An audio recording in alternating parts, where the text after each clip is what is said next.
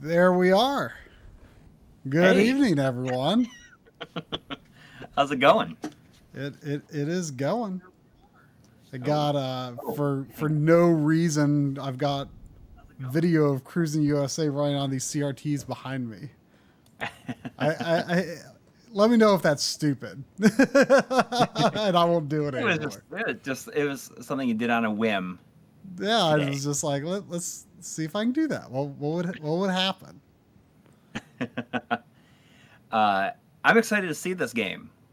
Yeah, Even I mean, you been, were nearly going to order it just now before the stream yes. because I mean, it's in my Best Buy cart right now.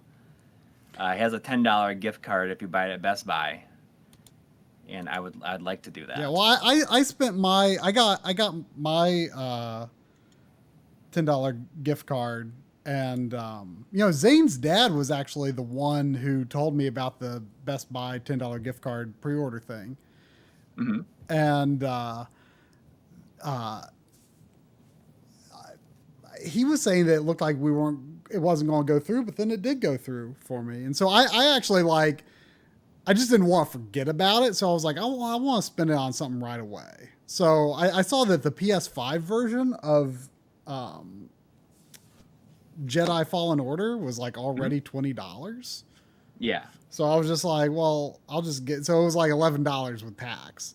And you know what I did? Like when I got home, I was like, you know what? Like, I'm just gonna start this right now, and like I'm just gonna play this all weekend. And I have Well, been. yeah. I'll be curious to see what you think. I played it, Oh, did you and play through it? I did. I actually did, and you know what? I didn't realize it was going to be like so Dark Souls esque, Well, and I bumped down the difficulty like about like halfway through like the second area. But I think the reason I did that is because I went to the wrong. After you do the intro, it gives you an option to go to two planets, and I went to like the planet that I shouldn't have gone to. I actually just went to that planet, which Yeah. what was so interesting to me was like there's been several times where it seemed like something that, I mean, I could be wrong, but it seemed like there was like some sort of event trigger that like I could have gotten later, but the character dialogue and the cutscenes like included that discovery, which kind of surprised me. But Oh. maybe I would have like there was another time where I like got caught by bounty hunters, and like it felt like I probably didn't have to be. Oh, But see, that didn't happen until way later in the game for me. well, no, that did happen way later in the game for me. But like it seemed like that didn't have to happen. But like it was like included. Yeah. It was even included with like the story summaries and like in the database and stuff. But anyway, like it's Yeah. been pretty. Like I was just like, I'm just gonna play. But I mean, it's interesting. You talk about how Dark Souls-esque it is. I mean, you tried Bloodborne and you're just like, this isn't for me. But the thing is, like, it's very light Dark Souls. Like I based on the difficulty descriptions, I went with the second to highest difficulty because it was like the default was like for those new to like action games. And I was like, well, that sounds maybe too easy. So I went with the next one up. And it's been like a pretty good difficulty level. Like overall, I've thought it's actually not been hard at all. But anyway, I mean, I've been thinking a lot like how to describe it for the games I'll probably say some version of this in the games we played in 2021. But like, I've been thinking of how to describe it. And like the way I would put it is like, it feels like, in some other dimension, this was like a late GameCube, PS2, Xbox game, and that this is like a studio that's not quite as talented as Blue Point tried to make a, Blue Point game style remake of it. And that's the game we have here because it feels like it feels like a game out of time. Like, it's got this it's like kind of Metroid-y, but it's also like pretty linear and stuff, which is comfy. I appreciate kind of how old fashioned it feels, but like the Dark Souls elements feel almost more like something that would have come before Dark Souls, because it's not anywhere near as refined in terms of like the feel of the combat. It's a little bit janky. You know, it feels like a game that really could have used like a good another 6 months or so. Like what's there works pretty well. And it's like a comfy old fashioned feeling game, but like it feels like, you know, a game that would have maybe released a few years before Demon's Souls. And, you know, this would have been like, oh, you know what? Star Wars Last Jedi did that before Demon's Souls, actually. Yeah. Like From Software took that from that game. Like it feels like a somewhat less refined version of that, but it's very much its own thing. Like I'm pretty sure Respawn is a Texas studio. So I'd be shocked if it didn't share some staff with Metroid Prime. Like it had to have. Because like it, like the way the map looks and everything, very Metroidy, but not as robust as like Metroid Prime in terms of like level design. But it's cool. Like it's just a kind of just a comfy game. I just like hadn't like just like totally taken a weekend off and just done nothing but play a game in a long time, and I was like, you know what, like I'm just gonna do this. That's pretty cool. I liked it. But like I said, I did bump it down to story mode, which made it like pretty easy. You know, like I was talking to my friend Dustin about it, because I had just started and he's like, and it was right after I did, after I like bumped down the difficulty. He's like, yeah, I played that. I didn't realize that it was so Dark Souls-esque, so I like made it easier. I played like the easy mode. It's like, because like you play that and you kind of want to feel like a Jedi, and it's like, and Jedis are awesome and unstoppable. And but he's like a Jedi without a lot of experience, though. Right, and I think that I liked it, but I didn't like. It was like not really all that memorable for me. Yeah, I mean, I get that. I have been enjoying it. But like, I don't feel like it's anything special, but it's really solid, you know? Yeah. Well, my thing is, I think that between that and my experience with Star Wars with Squadrons, which was cool, you know, like it was cool playing that in VR, but I was just like, I think I just realized that like, I don't get like Star Wars like barely does anything for me anymore.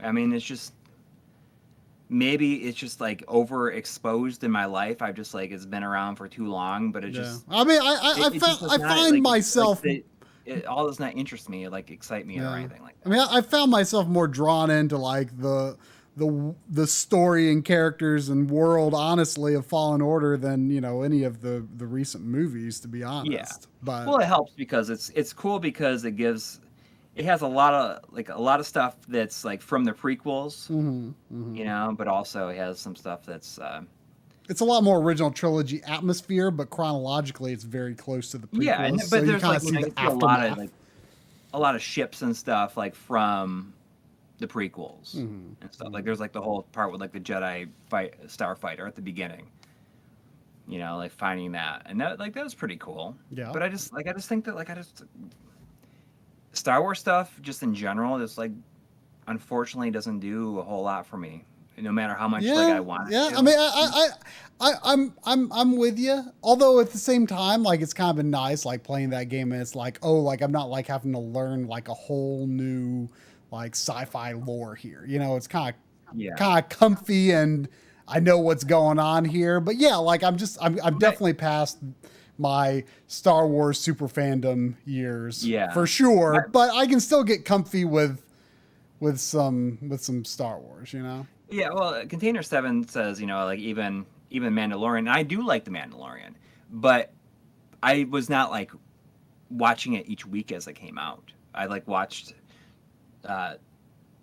them all like over the course, like when they're already all out, like over the course of like 2 months. So I wasn't even like going crazy with that.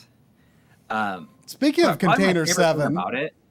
What's that? I said, speaking of Container 7, And I know that you're going to read his Well, donation yeah, I have there, to but read his. I'm the only one that can read his super chat here. I do want to like have one last little comment though on Yes. Star Wars before. My favorite thing about the game was like some of the weaker enemies, like how you can like cut them in half and it like they split open. Yeah. And and it like has that cauterized look to it. Like that's my favorite part. That's my favorite aspect of the game. I really like the droid. Like I like how he like animates. Like it's very cute. Like when you like do the little upgrade and he like shakes his leg and like looks at it and then he does a little dance. I like the droid. But yeah, Container 7 super chat was going, yeah, whoa, whoa, whoa, whoa, whoa, whoa, whoa, whoa. Yeah. That's Cruis'n. But thank you, Container 7. Thank you. And there was also a 10 QARs. I'm not sure where that is from, but thank you from PS Faz. Saying what's for dinner? Dinner was some leftovers. And there was also $5 from Greg Kraft. Thank you. Thank you. Saying I spent all weekend playing with my new RetroTink 5X. When I've learned about upscalers without you guys. Oh. Well, I hope that it was a good weekend, like spent with it. I should think so. I would think so as well. Speaking of this weekend, I went with my family, and we went to the Hocking Hills in Ohio, and my wife's birthday is today, and she wanted to go on like a little trip to this thing called the Paw Paw Festival. Yeah, you were telling me about it. It's like, well, so did you have a paw? I looked it up, and so did you have a paw paw, and are they good? Yeah, they are surprisingly. I had never heard of them until like fairly recently, but she's like, oh, we used to go to this all the time, like when I was young, and they're kind of like, it's hard to explain. They're like a mix between an avocado and a banana. Like they're avocado shaped and colored, but they like kind of have the consistency of a banana. And they're pretty sweet. They're pretty good. We got some salsa with that mixed in there. But they're spelled it's PAWPAW. Paw. Yeah. But also we went like and stayed in like this this thing called Fiddlesticks Village, and it's like 4 or 5 little cabins, and it's like made up to be like a little village, and we stayed in a real caboose car, and it was kind of fun. It was kind of fun. There was like 0 cell phone signal. Like there's no service. That's kind of nice. It was, except but they said, oh, there's Wi-Fi, but the Wi-Fi was so weak that like I had to basically like hunch and like to get anything in this like one little spot. Well, at that point, it's just like, you know what, just embrace it. Yes, but at the same time, it's like, like what if. The thing we were worried about was, someone's coming to feed the cat, and like we weren't sure if they knew the alarm system's code. And it's like, okay, so if that goes off and she doesn't know it, we won't get a call saying like, is everything all right? And B, like, no, like if the police come and like arrest the person coming to feed the cat, like we will have no idea. Well, so anyway, I'm gonna let's finally boot this game up. John was telling us how awesome it is. I listened to the video that he did, but I did not watch it because I wanted. I've only seen the I've only seen the like the intro trailer. Yeah, I have no idea what to expect from this. There's $10 from ZD. Thank you. saying, have you considered doing a new video of an old video with dated information? So I assume that you're talking about like an update video or just like remaking a video. And remaking a video is something that I think that we probably talked about a long time ago, but then we kind of realized that just like does not sound very fun at all. So we'll do like the 300 series, like has a lot of like RGB video episodes, like have like GameCube updates and stuff like that. Things that are just like their own video. Yeah, like that has like the GameCube update video and stuff like that. Yeah. Like, yeah, I mean, it's not. I mean, maybe they shouldn't be like presented in like watch this first order or something like that, but right. Yeah, just like totally remaking it just does not seem fun at all. Yeah.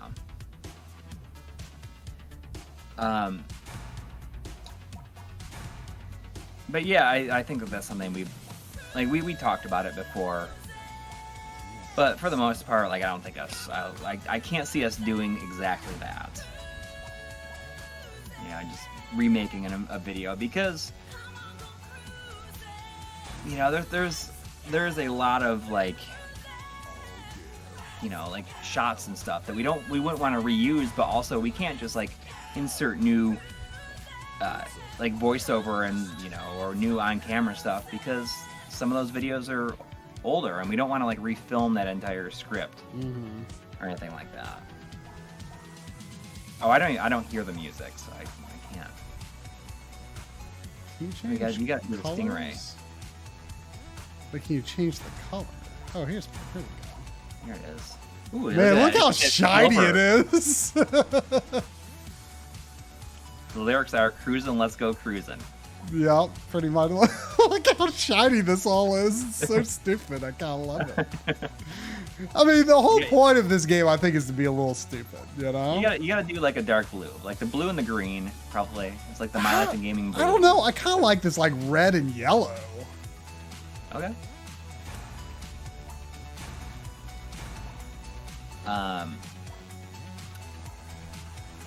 But yeah, so we went to the Pawpaw Festival, and it was fun.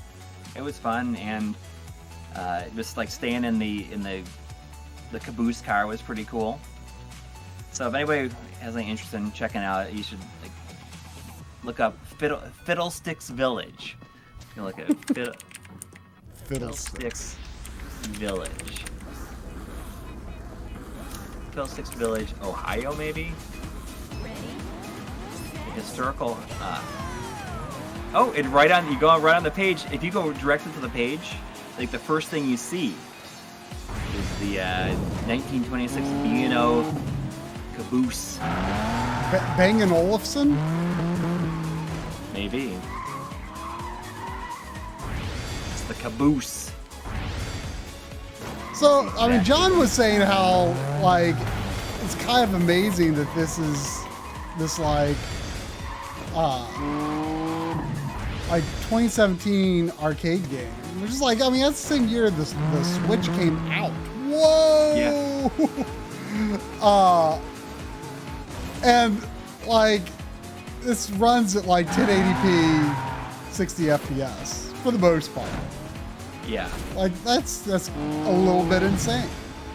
It's a throwback to a time in Midway's history that we don't really see that much. Like, we don't see it all. It's like, not even just like the Cruis'n stuff, but you see, some like Hydro Thunder and button is the off-road Thunder. They didn't do Rush 2099, did they? Is Rush 2099 Midway? What? Why wouldn't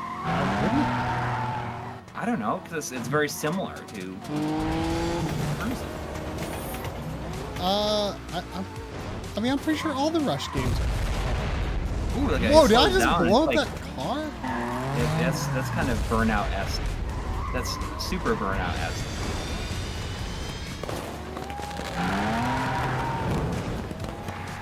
It's a ring of fire. Oh, I got in first place somehow. I don't know what button is the nitrous. First place. I have Okay. nitrous. Gaming Blow says that our audio levels rule. Oh. So that's good. Like, essentially, we don't ever have to, like, change anything. I mean, that's what we always say. Yeah, but, like, I think that I haven't changed anything on my console in a while. So,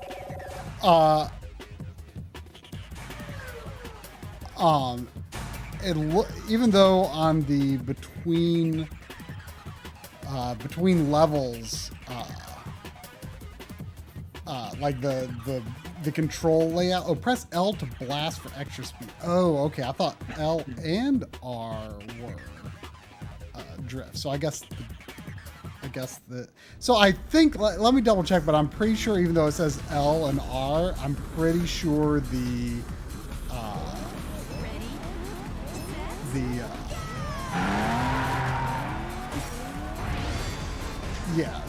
triggers do double as per your preferences. But yeah, this has like Mario Kart style, like boost drifting. Oh, that's cool.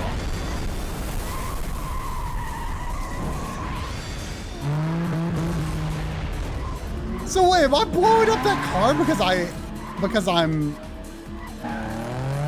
wheeling into them? Is that what's blowing them up? I don't know. I like the reflections in the water. Yeah, it's like so like intense. like everything about this game is just to be bright and loud. It almost looks like there's nothing there. You know what I mean? It looks like there's just like almost like holes in the street. Yeah, one thing that I've always liked about the Cruis'n games is that, you know, they're not lap based. Yeah. You know, like every inch of the track is something that you only see one time, you know? Yeah, it's a ride. It's like really fun.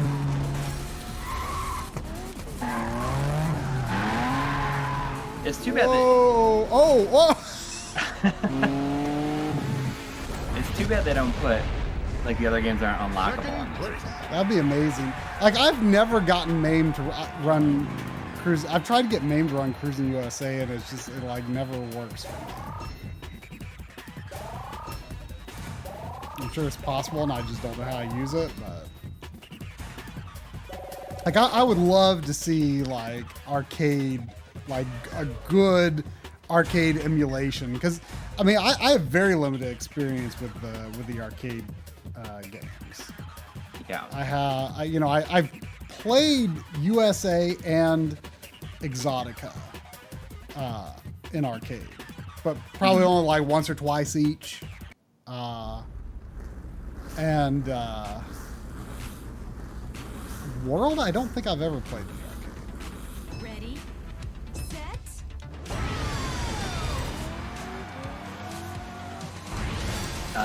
Gaming Blow is saying these races are too short. But John was telling me there's something like, I may have like misinterpreted him, but he made it seem like there's like 90 levels. I assume that it has a lot more content than the arcade. Yeah, I have no idea. I mean, you know, I didn't even know this game existed, or if it did, I did not remember very well that it did. Look at this. This is very like Mario Kart 8, like on the side of this building. Matthew Winstone is saying, are the Mr. Cores for the Cruis'n games? And I would say that is unlikely because it's based on the Ultra 64. Well, I mean, not really, but it's more powerful than the Ultra 64 stuff. So okay, so yeah, it would than N64. Likelihood it would not likely be happening on, you know, at least on the current Mister. Yeah. So what's interesting is, I don't think all Cruis'n games, but most, or at least a couple of the Cruis'n games, require you to get first place to proceed. But this one does. I got first place on the first race, but I have not replicated that success since.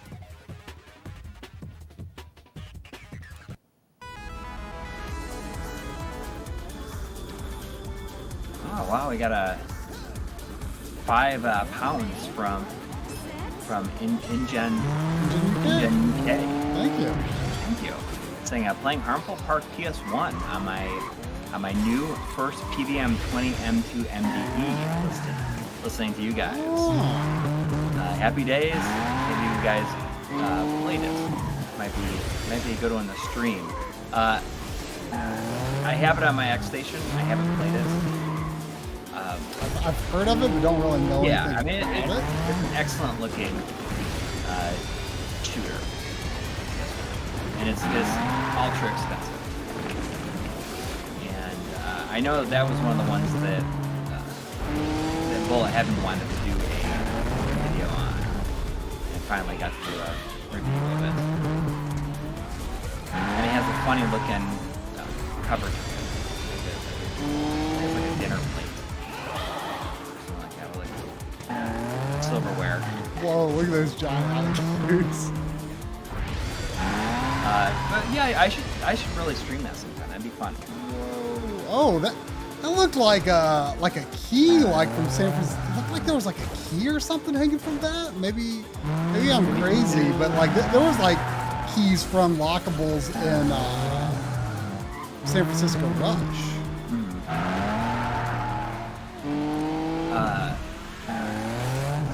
Zane's dad says, I hope this game leads to more arcade racers being released. Everything is too sim-like now.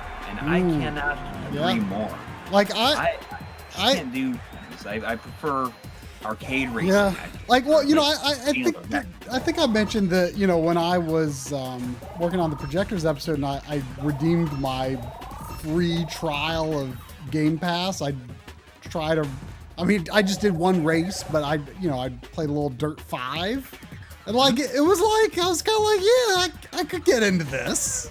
Like, it's obviously not as arcadey as this, but it's, you know, it felt to me like my memories of playing games like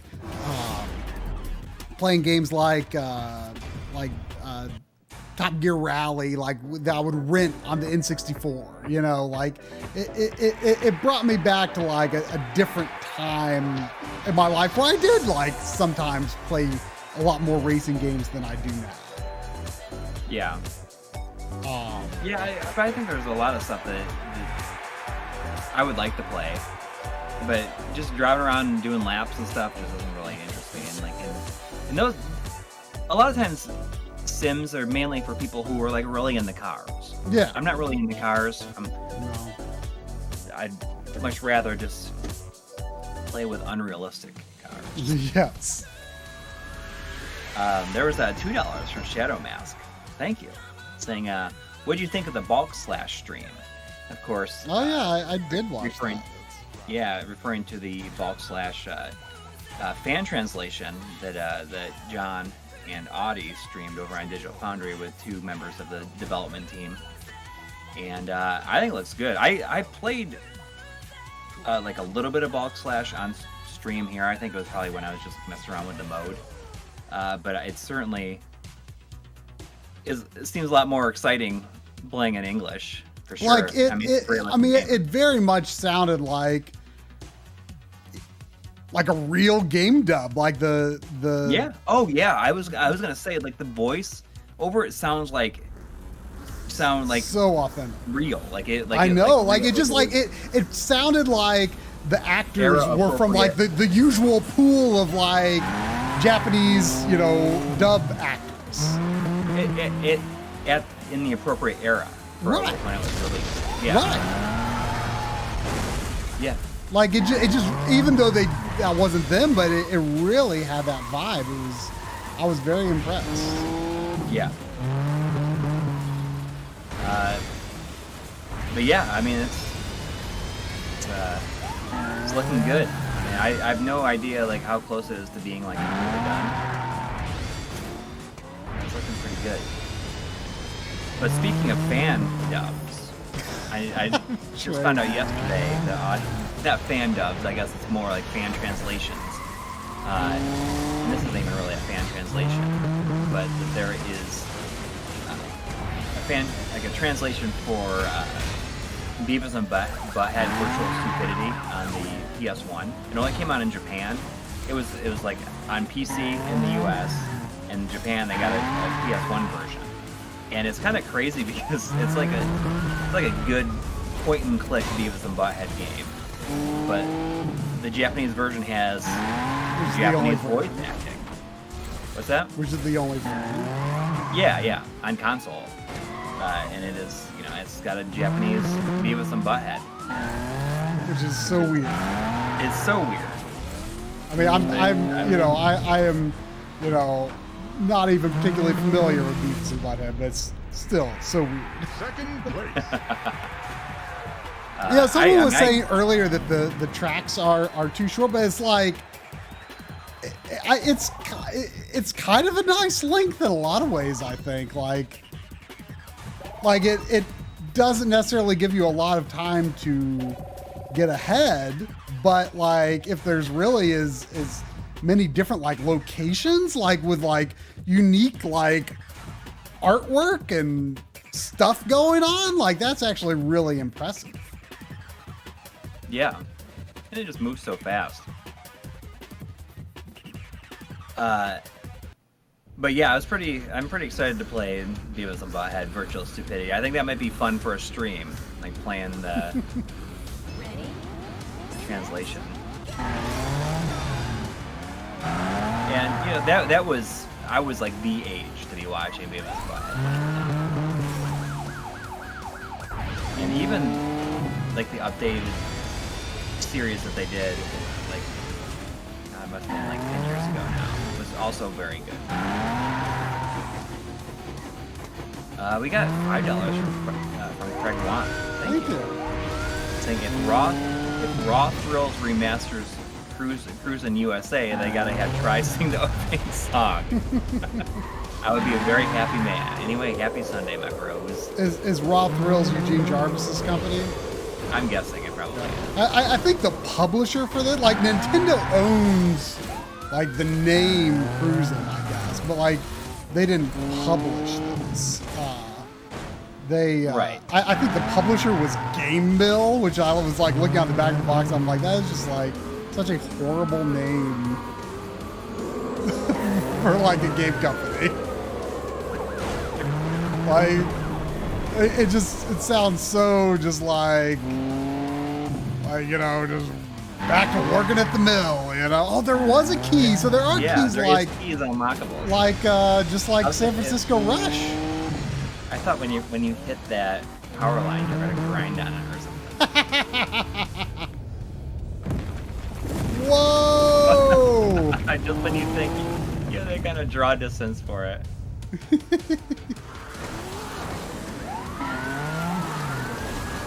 But this is definitely. Can you jump at any time?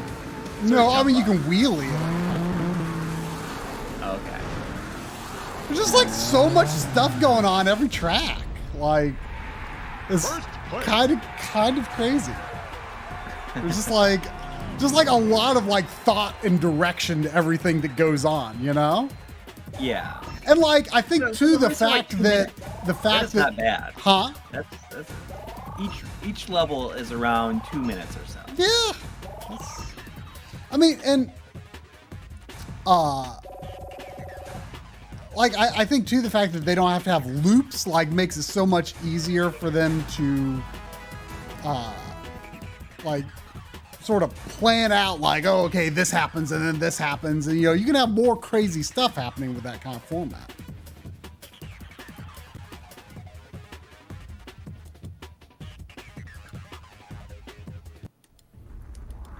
I can't pick this up at a different store. Ready? Set.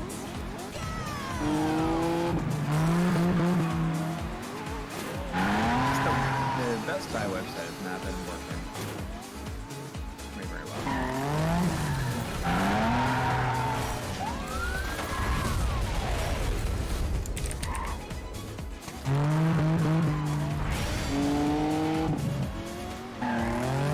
says, sorry, there was a problem. Please try that again. Open any kind of option. So something else I played this weekend, because I've not finished it yet, but you know, I was talking to you about, like, I really wanted, when I got my new glasses prescription like a month or so ago. And I wanted to try out, there's this website called VR Optician. It's based in Germany. And you can get like prescription lens inserts for like various VR systems, including PlayStation VR. And I wanted to try it, and you know, just because it's just not. I mean, it works, but it's definitely a damper on the experience, like having to wear your glasses inside the PSVR. And it's not comfortable to press against your face. No, and so I was like, well, you know, I know that like, you know, the successor is going to be here before long, but it's like I feel like I want to play. I mean, who knows if it, you know, to the extent it's even going to be backwards compatible, you know, with the new system would even be backwards compatible with some of the existing games, especially the ones that require the DualShock 4 light bar. Mm-hmm. So I was like, I just want to try this, and it's pretty good. I mean, it is my prescription. Doesn't seem to be anything weird about it. And so I was like, well, I decided to switch it so that my PSVR was connected to the PS5, which I had not tried it connected to the PS5 yet. Of course, you have to have that adapter, which I did get. I got the, you know, I ordered that like right around launch, and because you have to have the you have to use the PlayStation 4 camera. You can't use the PlayStation 5 camera, which I don't know. Whoa. So anyhow, so I was like, well, I want to play a game. And well, so as far as I could tell, the only PSVR game that has like a mode patch or whatever you want to call it for PlayStation 5 is Blood and Truth. Yeah. Which supposedly, like, I mean, obviously it can't output this high resolution, but it renders and then downsamples from 4K on PS5 and runs at like 90 frames per second. So it's really smooth. And I was like, well, I should play that. And it's pretty cool. I like it. And how long is this? It's supposed to be like, how long the Beat said like 5 or 6 hours. Oh, that's not bad. Like the first time I played it, like, you know, we've talked a bit about how like I've said that in general I preferred playing VR standing up versus sitting down. Yeah. And you were kind of the opposite. And like I don't even know if I played a full hour when I started it. Now, I'm going to try it sitting down because the way I had the camera set up, it was just easier to do it that way. But I was feeling like pretty done after about an hour, just like, you know, physically. Yeah. And I was just like, whew, I feel done. And then I tried mounting the camera above my TV just to see, and which might actually be more feasible because the PS5 is closer to the TV than the PS4, so I might be able to keep it there permanently. So I was just experimenting. And so I put it there and tried it standing up, and I felt much more comfortable. I played for probably 2.5 or so hours. But like by then, even then, standing up, I was like, all right, I felt like I was getting close to the end, but like I was just like, I need to stop. Yeah. It's pretty cool. Like the move motion tracking like works far better in that game than anything else I've played so far. Like it's I mean, it's not perfect, but it's pretty darn good. Yeah. You like, you know, like look through the sights and stuff, and you know, you could dual wield, and like you can, it's fun because like you can like dual wield and like be shooting at a guy over here and a guy over there, like, you know, like I feel like you can't really do that in like normal video games with like normal controls. Like you can't like aim in different directions with two guns, right? But you can in VR. Yeah. I don't know if that would work though if you were, because it does have a DualShock 4 control mode. Which I haven't tried. Like it seems so obvious to me that you should use the move for that game though. When my brother was here, I tried Iron Man VR for the first time. And I didn't love it. Really? Yeah. Like you didn't like playing it, or you just didn't like it? Made you feel sick? No, I didn't.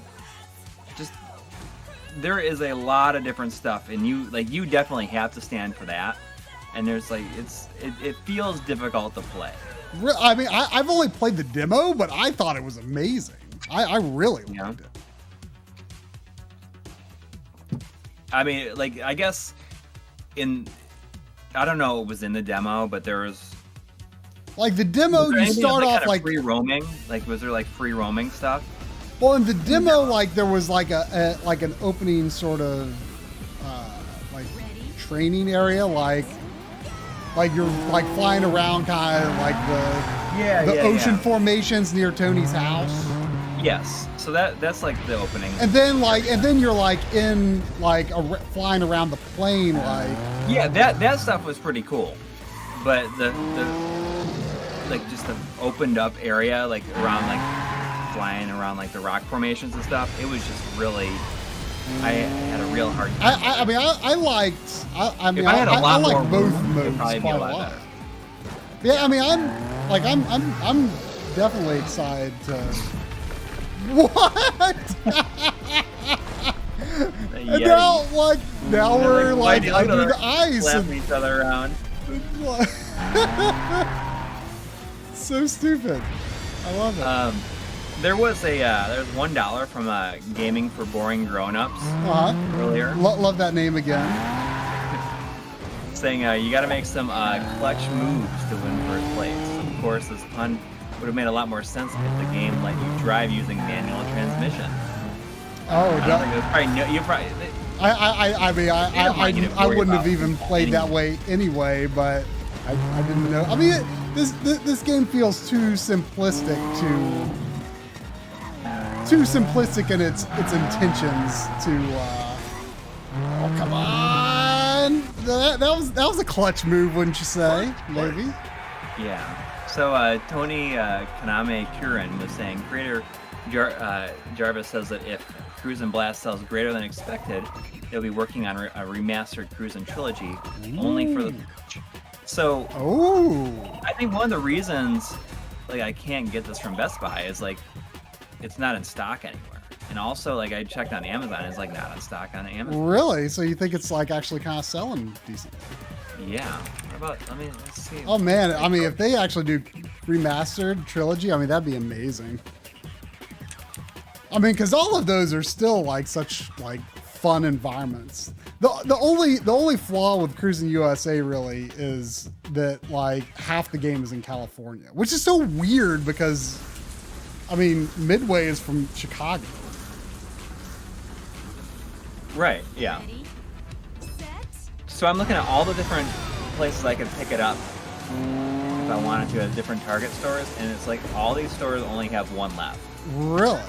Yeah. So I guess maybe it's selling, or maybe just like there was some staggered distribution or something. Yeah. I feel like I've been slacking on my drifting the past few days.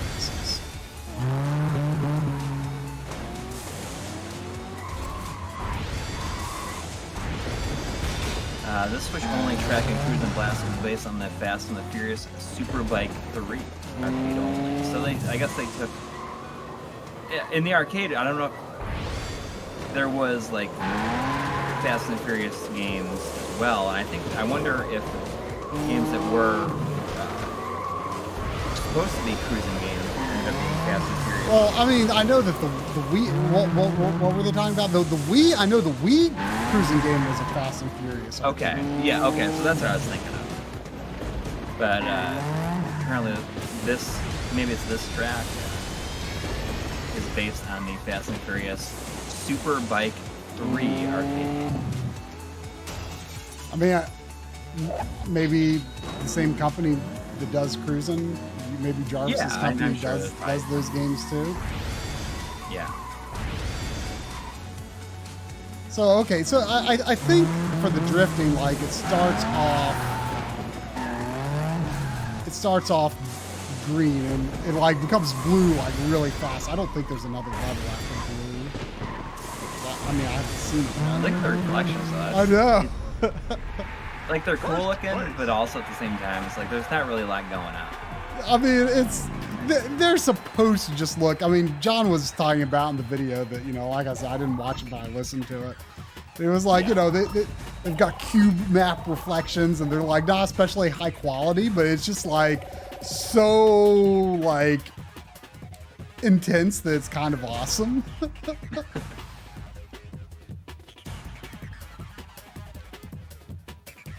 But, you know, it's clear that they just made something that it's fun. Yeah, I mean, they just embrace. I mean, it's a good fit for Switch too, because you know, to this day Ready? I still like boot up Mario Kart 8 every once in a while on Switch. Like it's probably like, you know, the Switch game of many years past that, even though it's not originally a Switch game, but like, you know, especially, you know, if I'm, you know, going somewhere and I'm just like, what would I feel like playing but not feel like putting a lot of thought and effort into? Like Mario Kart 8, like I still put that in my Switch a lot, and like, you know, much more so than like Smash Brothers or anything else that, like, you know, might be something you could go back to. Right. I started kind of on a whim, started playing Yakuza Like a Dragon. Oh, okay. And I'm not very far into it, but it's kind of awesome. And I'll be curious to see. I don't think I knew that you. Where it goes. I don't think I knew that you had it. Yeah, I think I sent you a link when it was on sale. It was like $25 at one point. Well, I mean, I did buy it. Or maybe it was 30. But it's. I bought it for. It was 30 or less whenever I got it. But I only played a little bit of it as well. You know, I just had, you know, if, you know, I just have a save that, you know, you might have seen me riding around in the projectors video. So I have not played much of it either. Yeah. So you're still like in the first chapter then? Cause yeah. I mean, and when I'm going to start from the beginning. Right. Anyway, whenever I get to it, but like that, I don't know if it says it like immediately straight up, but like that first chapter takes place in 2001. They don't really explain it until it's like, oh, it's 2001. Like right towards the end of it, you don't really know that it's 2001. Well, I don't remember what the clue was, but there was something that gave me an indication that it was like early 2006. There was like Dreamcast on clearance and all the windows. That would give it. I should have done that. What about Dreamcast on clearance? Oh. Well, you know, if you like going like the restaurants and stuff, there's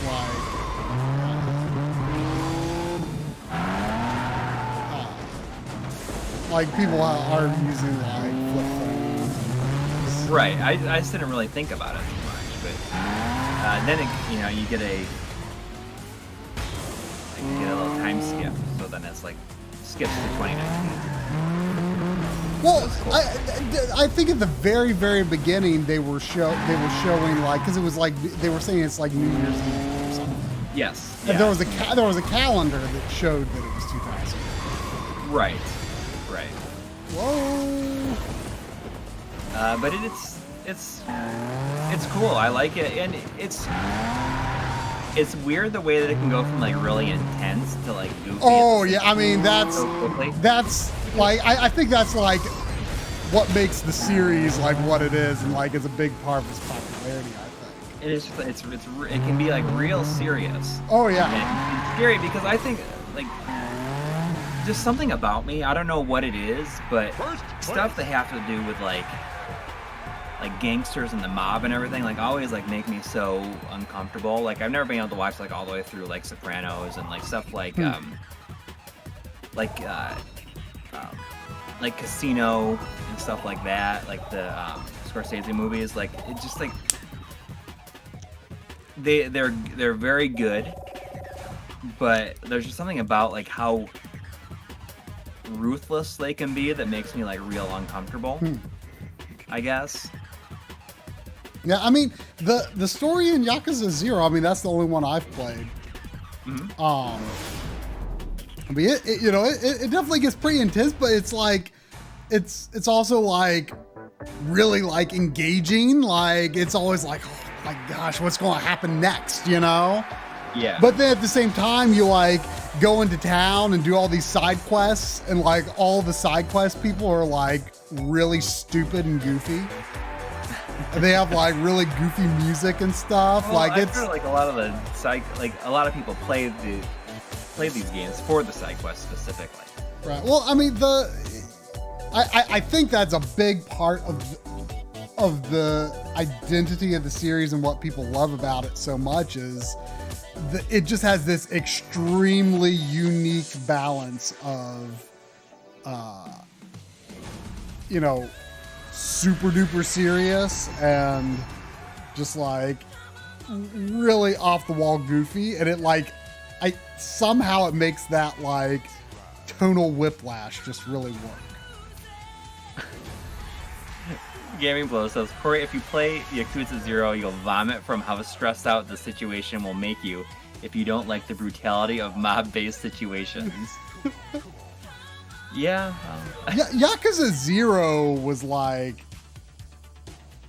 a little too long, I thought. Yeah, well... But I heard this the longest one, although, you know, Like a Dragon could possibly be longer, but it's an RPG, so it would make sense for it to be, I guess. Yeah. I think the battle system's pretty cool. Yeah, well, I mean, it's kind of like a Mario RPG, like hit the button for this, you know, this set of commands thing. And it's cool.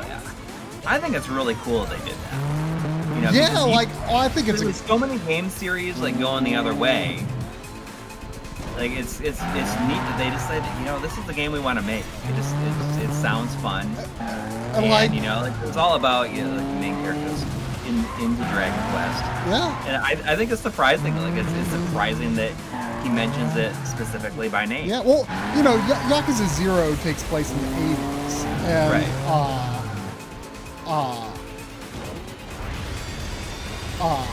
There's a whoa, donut. Look at the sprinkles.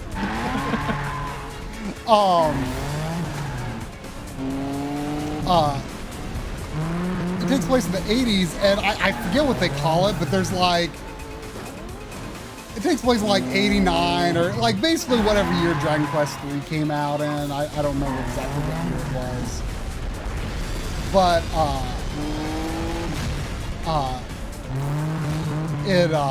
like there's like a bunch of people lining up for like, you know, the next like big RPG game, whatever the heck they called it and that. But they did not call it Dragon Quest, but they got permission to actually call it Dragon Quest. That's cool. It's, you know, it adds like a little bit more realism, I guess. Yeah. But yeah, I mean, I'm looking for, you know, I think like, you know, once I finish Jedi Fallen Order, and then whenever, like I've kept on top of my PS5 backlog pretty well, you know, so like, yeah, that's good. Yakuza be the only thing that I don't have finished once I finish Jedi. But I don't know how soon I'm, part of the reason I wanted to play Jedi and Blood and Truth was just because I've been playing Octopath Traveler, which I like, but it's kind of a game that's I think tough to take in like long spurts. Like it's very much a game where you're kind of just making your own path, seizing your own destiny, and you kind of very much have to be the main driving force and motivator of, choosing your path through the world. Like it's, what's kind of neat about it, like, I don't know if it will become this, and I don't want any spoilers, but like none of the storylines right now seem like they're heading in like a, save the world direction. Like it's just kind of these like personal stories that range from just like, hey, I just want to go out and explore the world while I'm young, or fulfilling old vendettas. It just depends on the character. What their motivation and what the story that they're pursuing is.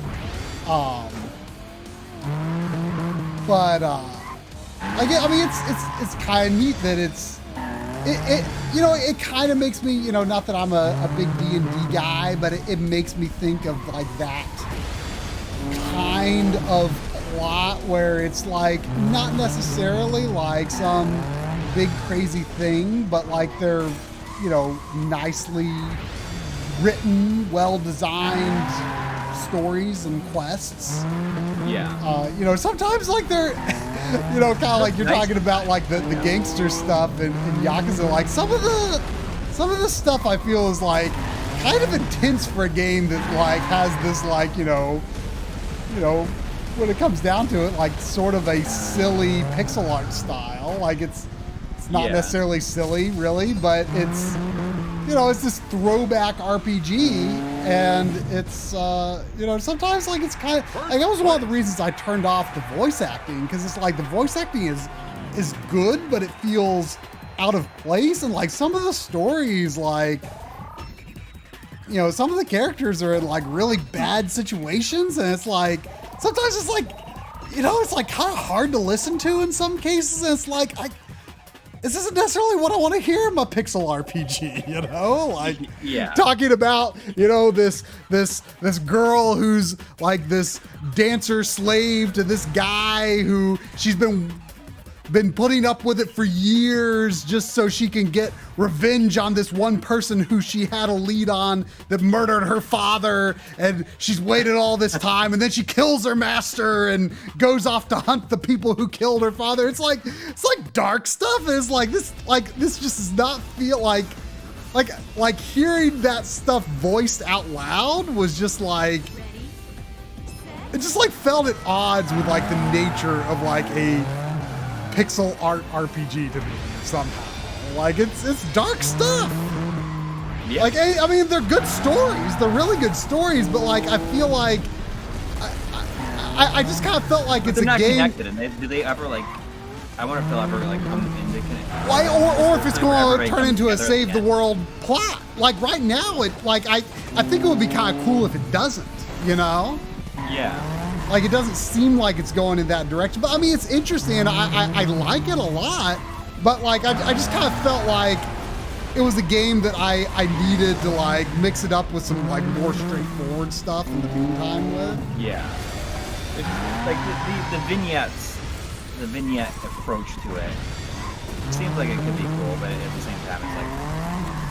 Well, at the same time, it's like it's not like I said, you really have to motivate yourself to like figure out like, oh, where am I going to go, and what quest am I going to follow up on? And it's not that hard to figure it out in a lot of ways, because like there's recommended levels like, this character's chapter 2 should be level 27 or what is the recommended Right. level. And you can see like what, before you even go into like an area that has monsters, like you can even see like what the recommended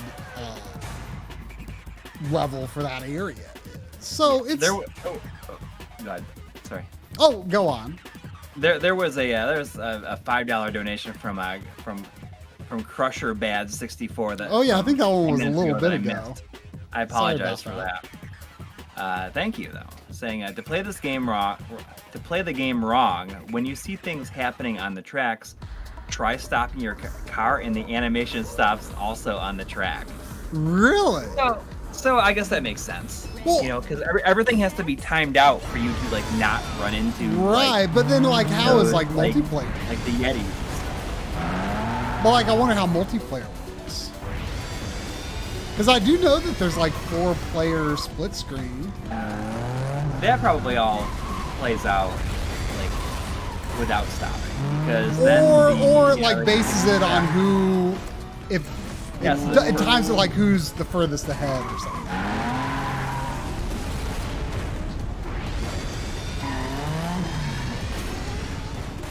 Like, John was commenting that like the staff for this game, when you look at the credits, is like, it's like about the staff that you would see in like an old arcade game, Yeah. which is like kind of awesome, right? Like, Yeah, I mean, it's clear to me that the people that put this together, they did it because they wanted to, not because like they wanted to be a big deal. They probably said, "Oh, let's do this." We'll probably get excited about it. Like the time is right. Especially if it's been out for several years in the arcade. yeah. There's obviously no rush to bring it home. Yeah. Well, I can't believe they came out. I mean, I wonder like how the graphics compare to the arcade version, because I mean, John was saying in this video that like, the arcade cabinet is essentially a PC. Yeah. And So I guess in this case it would not be arcade perfect. It's gotta I mean, coming out in 2017, when you consider like the Switch's, be completely. I mean, the Switch's NVIDIA chip is like a model out of date from when it came out, even, right? Like it was, but the fact that it runs so well and they target 1080p, like John was saying, that looks like amazing in, handheld mode, because you just don't often see like, 3D graphics games matching the native resolution of the screen, Right.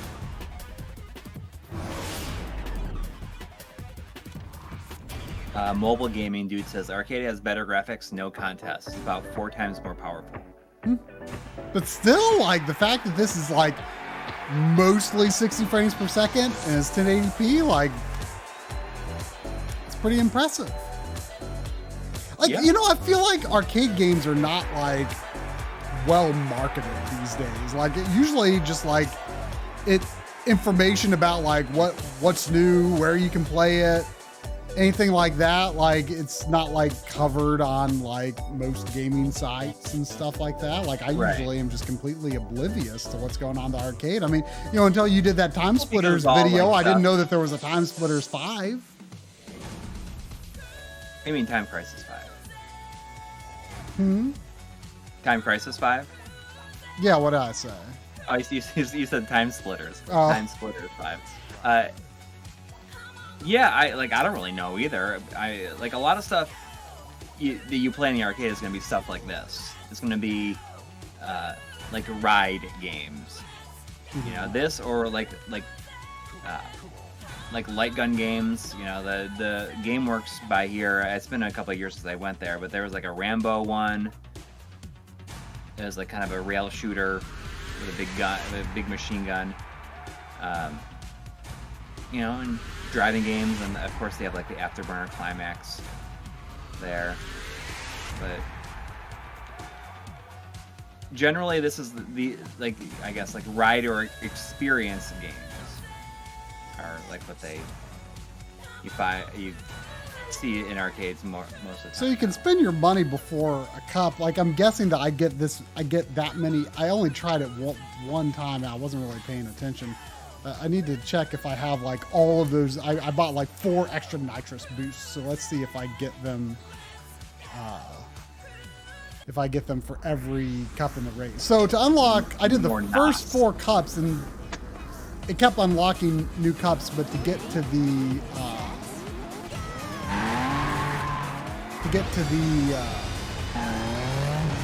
get to the 4th cup, I need to get gold medals on all 4 previous cups, it sounds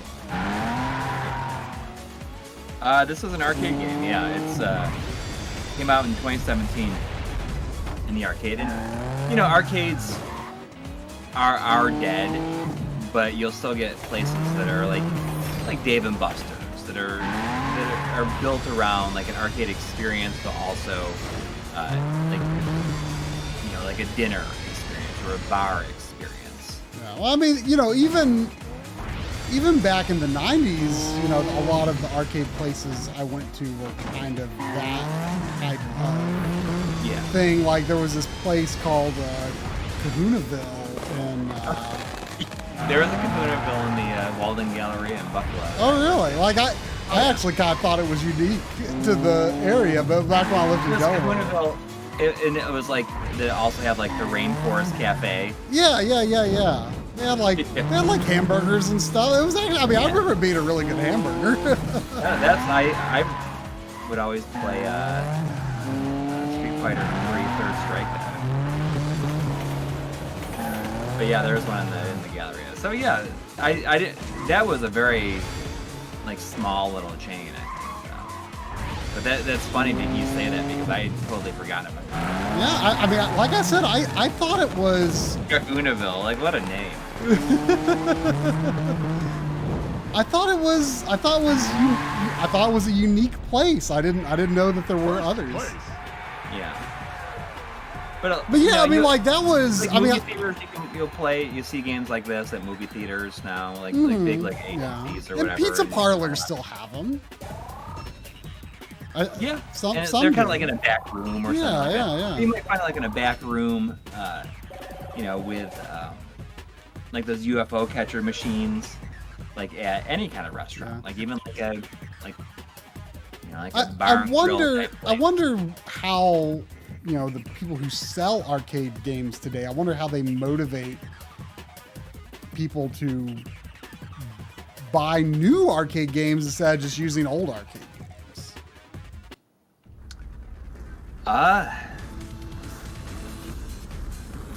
That's probably pretty hard.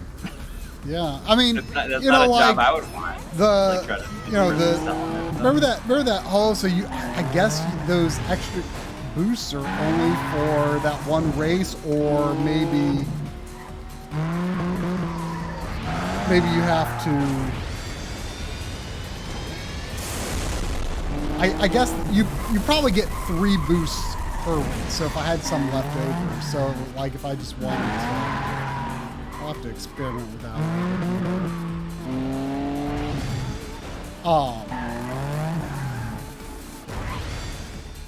But like remember the CC's Pizza that we ate at that one time you were here? Yeah. I think the game was gone by the time you went there. But that was where I recorded the Time Splitters 3 for your Time Splitter. Why do I keep saying that? Time Crisis video. Brain.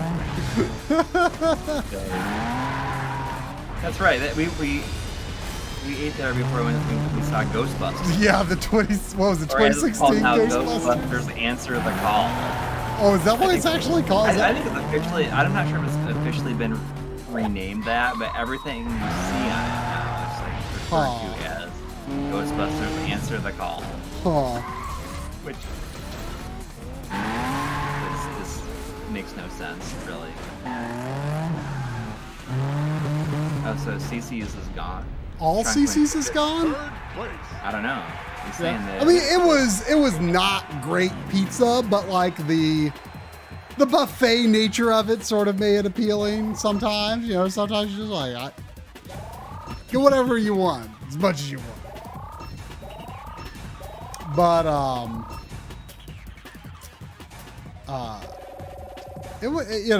but actually, it's just been replaced by a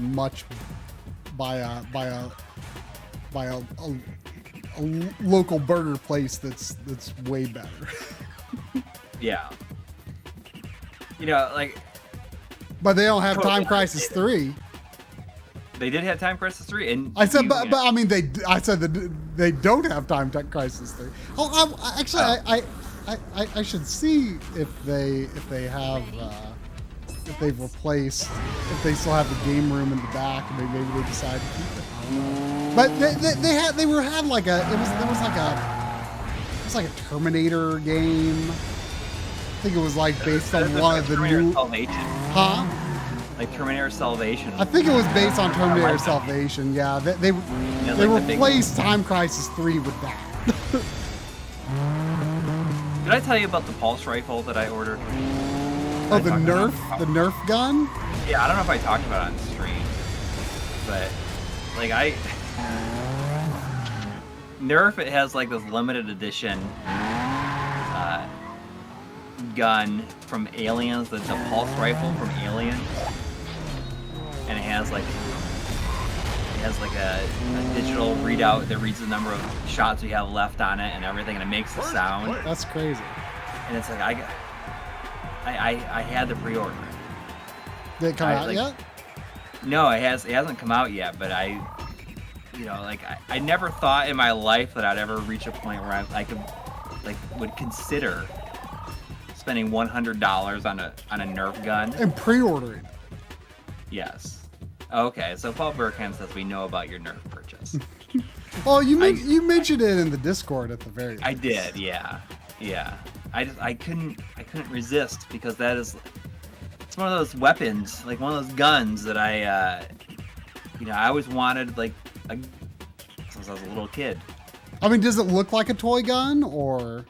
Well, it's like they can't make it black like it Right. looks like in the movie, but it's like yellow, like the power loaders. Like the yeah. forklift things. But when it comes in, I'll bust it out. It just I don't know. You put all the bullets into like a clip, and you can load the clip in. It's so stupid that I can't believe that I actually went through with it. But it was one of those situations where I said, if I don't do this, I think that I will regret it. Well, sometimes you see a thing. It's just like that. Why would that be there for anyone other than me?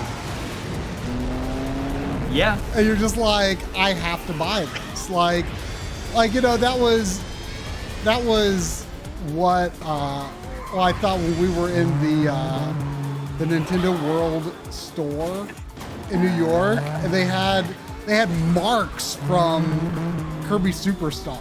I'm like, and that was like before. Oh, I got that key. That was the first key I noticed in the game like that. I kind of felt like that was like, it wasn't like Kirby Superstar and nothing else. Like that was like years before Star Allies came out. And like even then he was like DLC and that. I was just like, no one cares about this character except me. Like why is this a plushie and why is it in the Nintendo World store? And so I was like, I have to buy this. Yeah, so you can't say no to that. I was just like, I need to buy it. Somebody said I should bring the gun and with the stogie at the same time. Be like Apone. Just another day in the Corps. Like another thing was like, I was with my parents at a antique store one time, and there's this. I don't think you can't see it, but like by the door, it's like a road sign, like a yellow diamond-shaped road sign.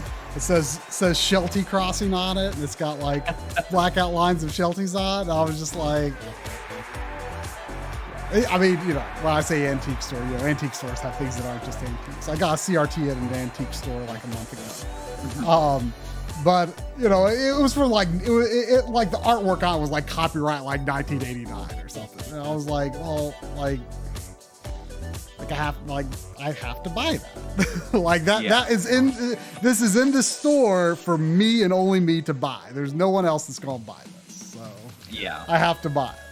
And of course, I'm sure a lot of other people will buy a Aliens Nerf pulse rifle, but oh man, I didn't get gold. Yeah, someone's saying you can just restart the race if you don't get it. Oh really? Like, without going through all the menus and everything again.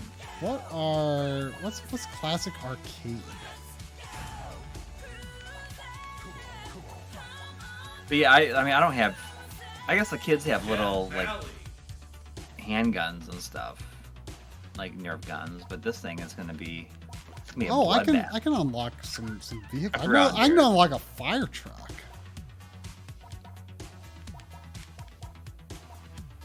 Oh.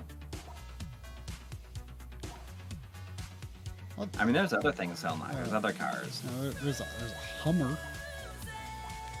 The car that I'm using though, like its stats are really good. I mean, so John sent me a picture of an unlockable.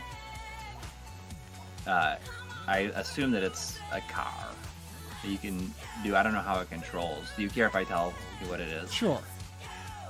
It's just he sent me a picture of this unlocked, and it was like unlocked like the attack chopper, like a helicopter, and he just said, "Try is gonna love this game." Can you buy that fire truck? I want you to buy the fire truck. I'll buy the fire truck.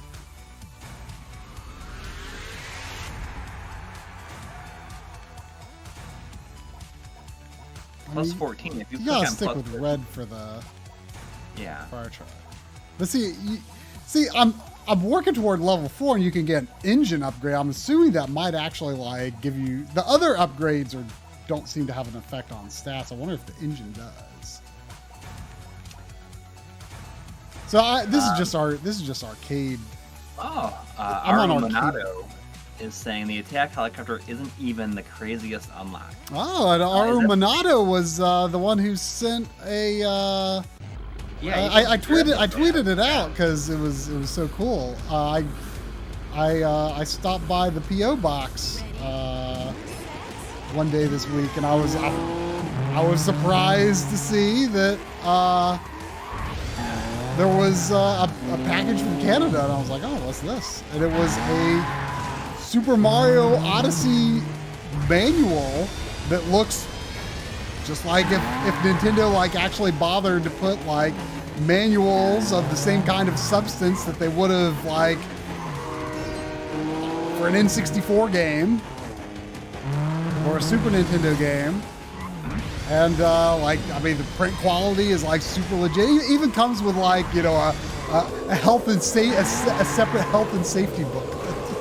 Yeah, it's super cool. Oh, he says he sent me one too. I haven't been to the post office, but thank you. I was going on about how I just thought it was like such a great idea. Like it's so cool. And Yeah, Coury was extremely enthusiastic when I showed him the pictures. He's like, "Oh, you have to tweet this."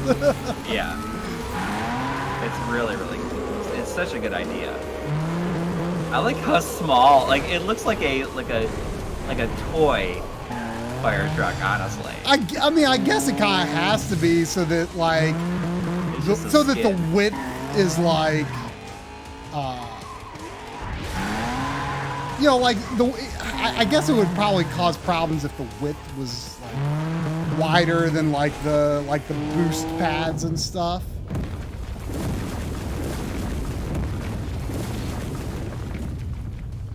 Here goes. This is gonna break ground break. Oh, I just noticed that there's. Oh, I didn't notice. I only just now noticed the drift time meter, so that you can get to like a peak drift. Third place. The original Cruis'n game had giant vehicles, so that's not entirely true. Well, I mean, I'm just saying. I mean, this is a new game newly designed. They probably thought, like, well, The Oscar Mayer Wienermobile would be a cool one.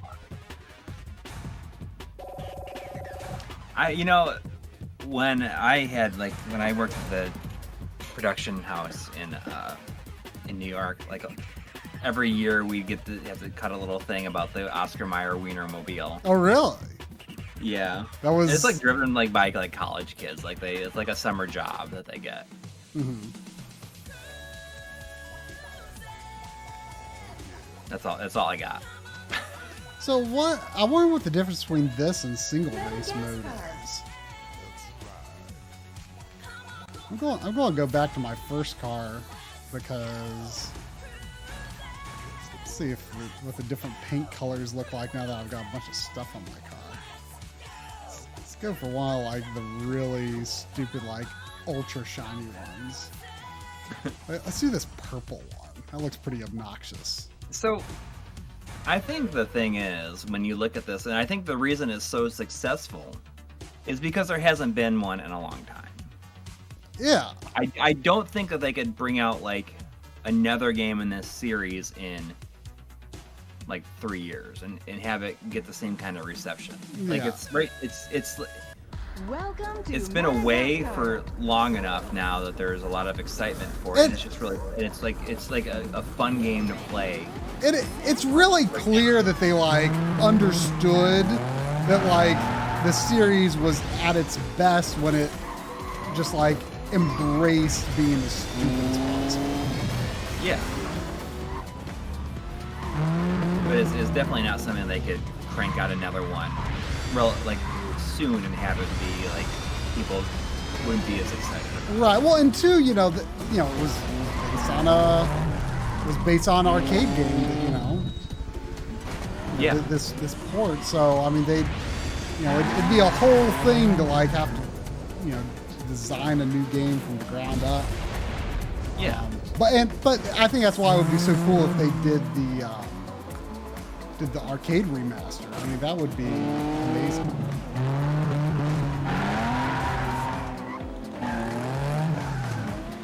Yeah. And you can have the original versions in there too. Nice. You'd have to do a video on that. I feel like Yeah. you should just do a video on this. and revisit the idea of doing it from the driver's seat of your Doing it in my car. Whenever I look at that, I feel like the green screening and that holds up way better than it should. Yeah. Just because you know that it's bad almost like on purpose. Yeah. Like it's bad good. Good bad. I don't know.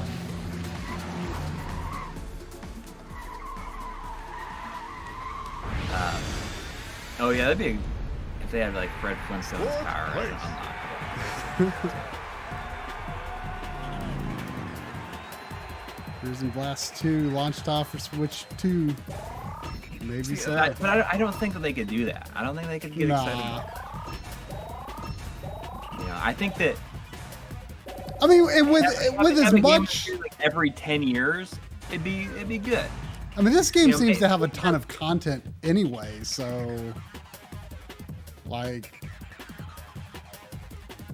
it almost seems like, well, people will be putting time into this for a while, if they get into it. Yeah. So do you think that's probably the amount of time that will get people real excited for a new entry in a series that's been absent for a while? Mm-hmm. Is like maybe like 8 to 10 years. Like how long has it been since like Metroid Other M, which was, or actually I guess there was Samus Returns, but since there was a new game in the Metroid series, there wasn't a remake. Yeah. Yeah. I'm definitely. I don't know what year that came out in. Maybe 2008, 2009. Other M? I bet it was like 2010 10 or 11. Right, so it's been about 10. I'm pretty sure I was still in my apartment. Yeah, so Other M was 2010. So I think that's a good amount of time. If you want to get people real excited about a series. You know what baffles me? Like, go away from.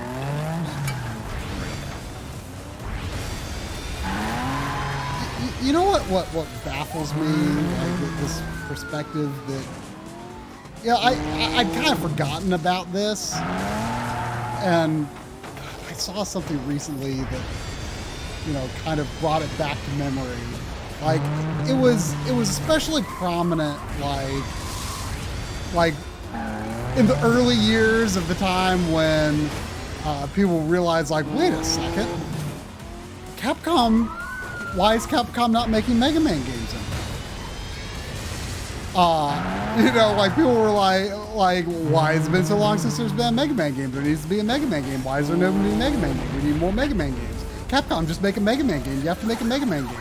Well, it's like, dude, that if they did, you would probably hate it. It would probably not be any good.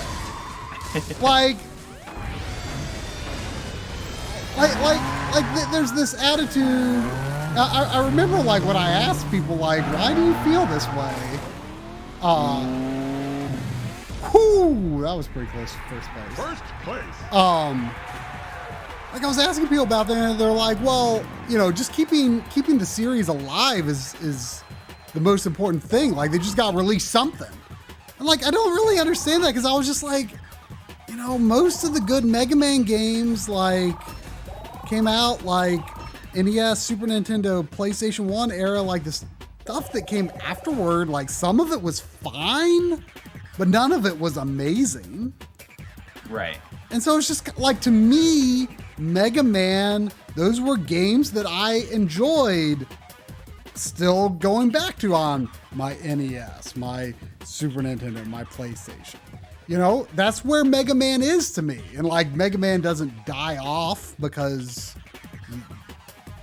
there's not new ones. Like, I'd rather not see new games in a series that just put a past game, that puts the series, gives the series shame. Like, if you're not making good ones anymore, like, whatever. So I don't remember what I saw recently, but like, I don't understand that. I mean, this is kind of linking back to what you were saying, like, oh, it needs to be a while before people can be excited about this again. Like, some people just want new game. Like, just gotta have more games in this series all the time. And it's like, did the old games like disappear or something? Like, can you not play them anymore? Are they also not great? Yeah. Like, I mean, don't get me wrong. It's exciting to see, a new Metroid game. I'm very excited to see a new Metroid game. But like, I don't, I don't think, like, I wasn't feeling like actively sad about it over all these years, like not seeing ones. I don't know. Right. Well, yeah, exactly. That's why I think. And how long was it between Mega Man 10 and Mega Man 11? Yeah, it was a pretty long time. And I think that, I don't know if Mega Man 11, like how it's regarded now, but I know that there was a lot more excitement over it when it was announced and released. But see, and then here's the thing, though. People complain about, oh, I want this, I want that. Well, so then you do give them that, and it's kind of like, yeah, well, but I'd rather you make a Mega Man 10 and Super Nintendo style instead. It's like there's no winning. Like, people complain about not getting what they want, and then you give them, something that sure seems like something they would want, and then they still complain. Yeah. There was $2 5 minutes ago from Warren Hope. Thank you. Saying, this reminds me of Hydro Thunder on the N64 and Dreamcast. Yeah, well, John commented in his video that It feels like a Dreamcast game. Yeah, I can see that. There is also $5 from Mega X6. Thank you. Saying for just playing Cruis'n. Oh, $5 for just playing Cruis'n. Such a classic arcade racer. Oh, yeah. And also there is £5 from Ian Gubert. Thank you. Saying any idea if this game supports GameCube controllers for analog gas control? I I doubt it. I mean, in fact, I don't think. I don't think the game even has options. For the record, and as far as I could see, which I can respect. That's kind of a classic. It's a classic throwback in of itself. I couldn't find an options menu. Let me pause here and see if it. But gas is the A button. Yeah. Yeah, I don't think the game even has any options. And gas is A, so I would say I doubt it. If they said, that if they want you to have control over the gas, that would require you to think more about the game than they want you to think. Yes. Yeah, I mean, and I certainly respect that. I mean,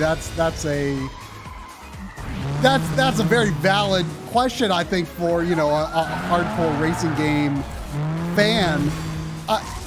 Since I've never taken to like sim style racers, I've actually always kind of been of the opinion that like the Switch style and the Wii U style of just having the button click triggers, to me that is preferable. Well, I'm not sure if this is true or not, but Urameshi is saying, I turned on auto acceleration just not to wear out the fingers. So this game might just have a auto accelerate. Oh, really? I do find that just, even though I'm just holding A constantly, I do find that, oh, there it is, auto accelerate. Does that does it affect your earnings or anything? Because I literally am just holding the A button the whole time. Let me turn that on. If it doesn't if you don't get less money or points for it, yeah, why not do that? Because then all I have to do is hit the nitro and trigger button, nitro and drift buttons. I'll try that for sure. But yeah, since I don't really play hardcore racing games, I do prefer that instant click. Although I will say, with PlayStation 5, the adaptive trigger is definitely a game changer. Yeah. So there's also tilt controls. Yeah, I saw that, but I'm playing with a Pro controller, so.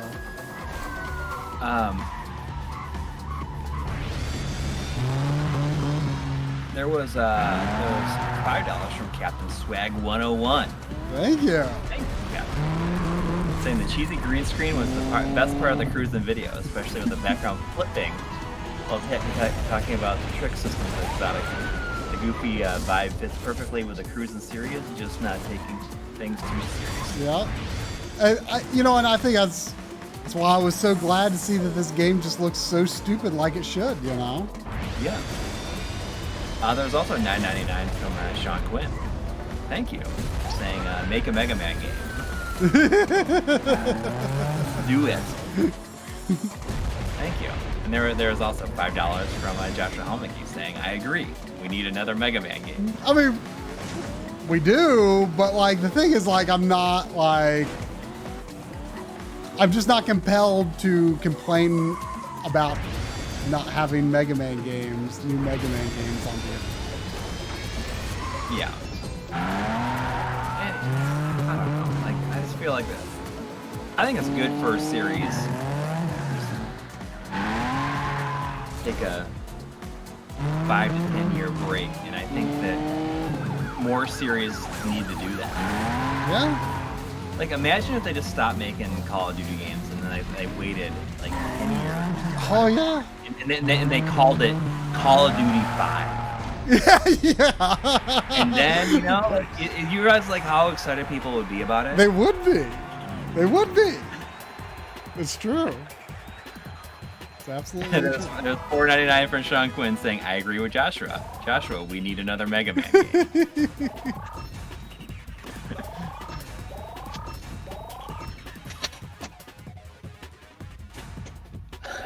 There was $5 from Demo Kirby. Thank you. Saying, look up Extreme Rate Clicky Hair Trigger Kit for Nintendo Switch Pro controller. They convert the shoulder buttons to have no travel distance on Switch Pro. So Like, there's like I mean, so little travel distance as it is, though. Like, yeah. like that almost feels like, I mean, that's an interesting concept, but like I was starting to say though, the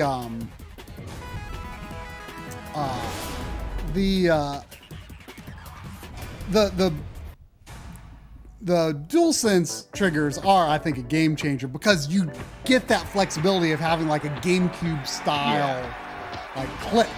It's like customizable to the game, which I think is like kind of the ideal situation because I do think that the GameCube like trigger style is probably my favorite because then you've got that analog flexibility, but you've also got like a firm button as well.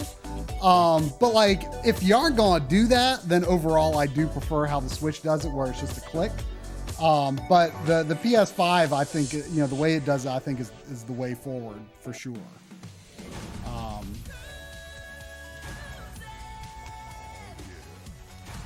Let's see if I can. Do you think when they had those car options, they had a contest among the development teams that whoever can make the car look the most shiny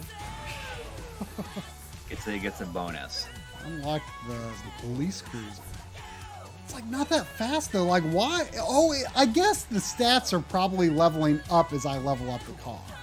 So it looks like I'm level 5, and it looks like maybe this one can't. So I think the engine upgrade, like I think it's purely aesthetic. It just puts like rockets on, just rockets on it and flames on the hood. So I get okay. So I because I'm like I was looking at the other cars. I'm like, why are all these other cars not as good as the car I've been working on? Look at that. You can get that engine. Yeah. So, but it doesn't affect anything. So I almost wonder if I should get like another. It looks like a spaceship. Huh? It kind of looks like a spaceship. I mean, this looks like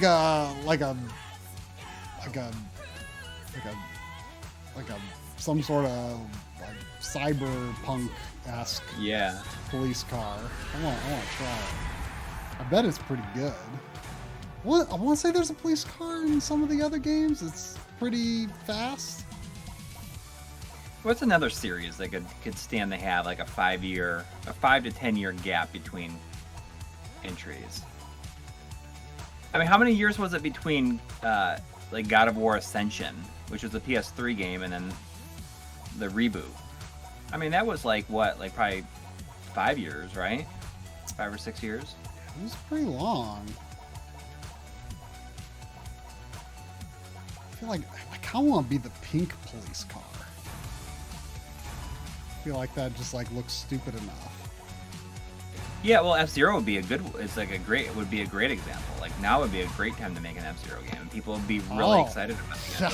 I guess in a way, like the opposite happened with Star Fox. Like how long was it between, like, I guess the Star Fox? Like DS? Star Fox 0 happened, and now people are probably like, actually, you know what? Maybe you don't need to make more Star Fox. But what if they made a new Star Fox and it was just like a completely on rails with like you know, some like open area stuff that doesn't require like a gamepad or anything like that. It was just like a great on rails Star Fox game. I would be so happy. I mean, you know, I played Star Fox 0 the day it came out, and I haven't played it since. I thought it was fine. I thought it was fine. I remember it being fine and annoying in a lot of parts, but I basically remember nothing about it. I mean, the main thing to me, like I remember like there were some vehicles where like you had to do a lot more of the motion control stuff. Like it wasn't annoying to me. It was just those vehicles, like they just moved slowly and they were just kind of cool.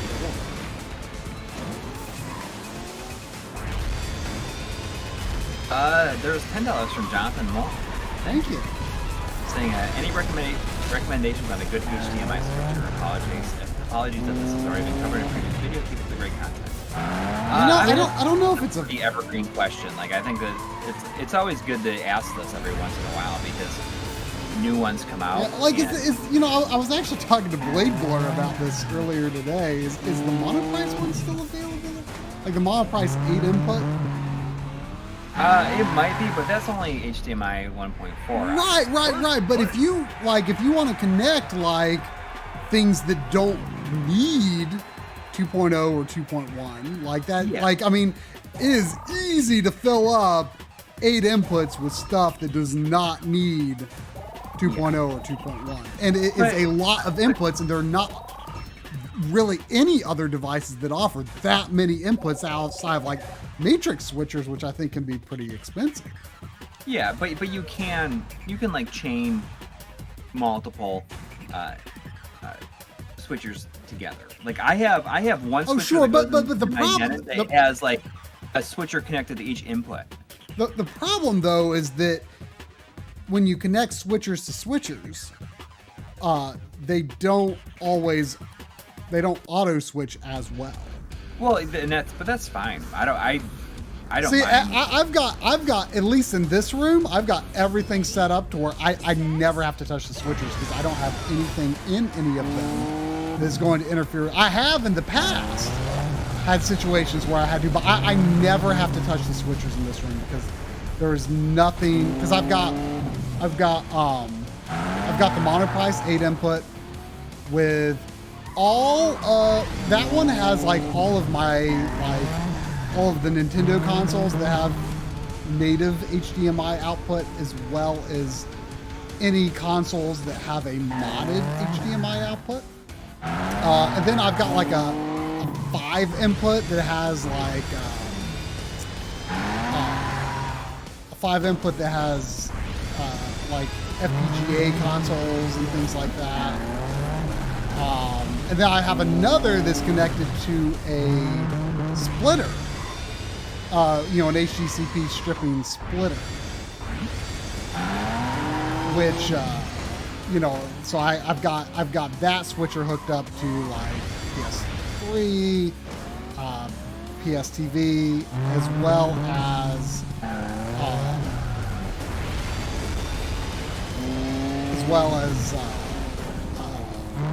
the GBA consolizer, because that normalizes the audio for recording. Right. Yeah. Well, I have switchers that like are very similar. I have ones that are I have a very similar setup to that. But like I have several consoles. Like my HDMI modded console plus any system that's like 1080p. Like those are all on their like different switchers, and they go into one main switcher. And I do have to switch that, but it's just like I have positioned that so it's like very easy just to reach from where I like. It's just like at the very front of everything. I don't know. It's just sometimes if the Denon receiver wakes up kind of funny, it'll like the monoprice one sometimes has a little trouble, and if I just like turn everything off and then back on, like it's fine. Yeah. Or what I found, in situations where that happens, if you just switch that input to another input on the receiver and switch it back, it'll usually fix it. Or sometimes you just need, you say you turn yours off, turn it back on.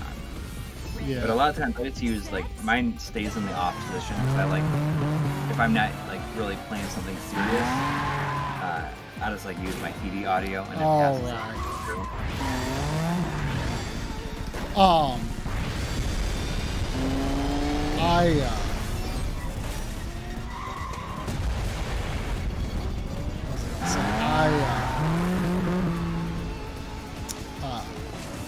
lost my train of thought. Okay, well, I'll read this donation. Oh, okay. There is $5 from home. Thank you. Saying new Star Fox would be hard to innovate, probably be shinier. WarioWare, on the other hand, is full of new ideas. New ideas are hard. And yeah, I totally agree. But for me, like I like rail shooters that they wouldn't need to. I feel like Nintendo probably. That's going to be a fun ride. I feel like Nintendo probably thinks that that's like not good enough or something, you know? Right. Like oh, it's just too simple. But and it's unfortunate because, like I said, that's one of the things I like about rail shooters is that they're just like they're fun rides. Yeah.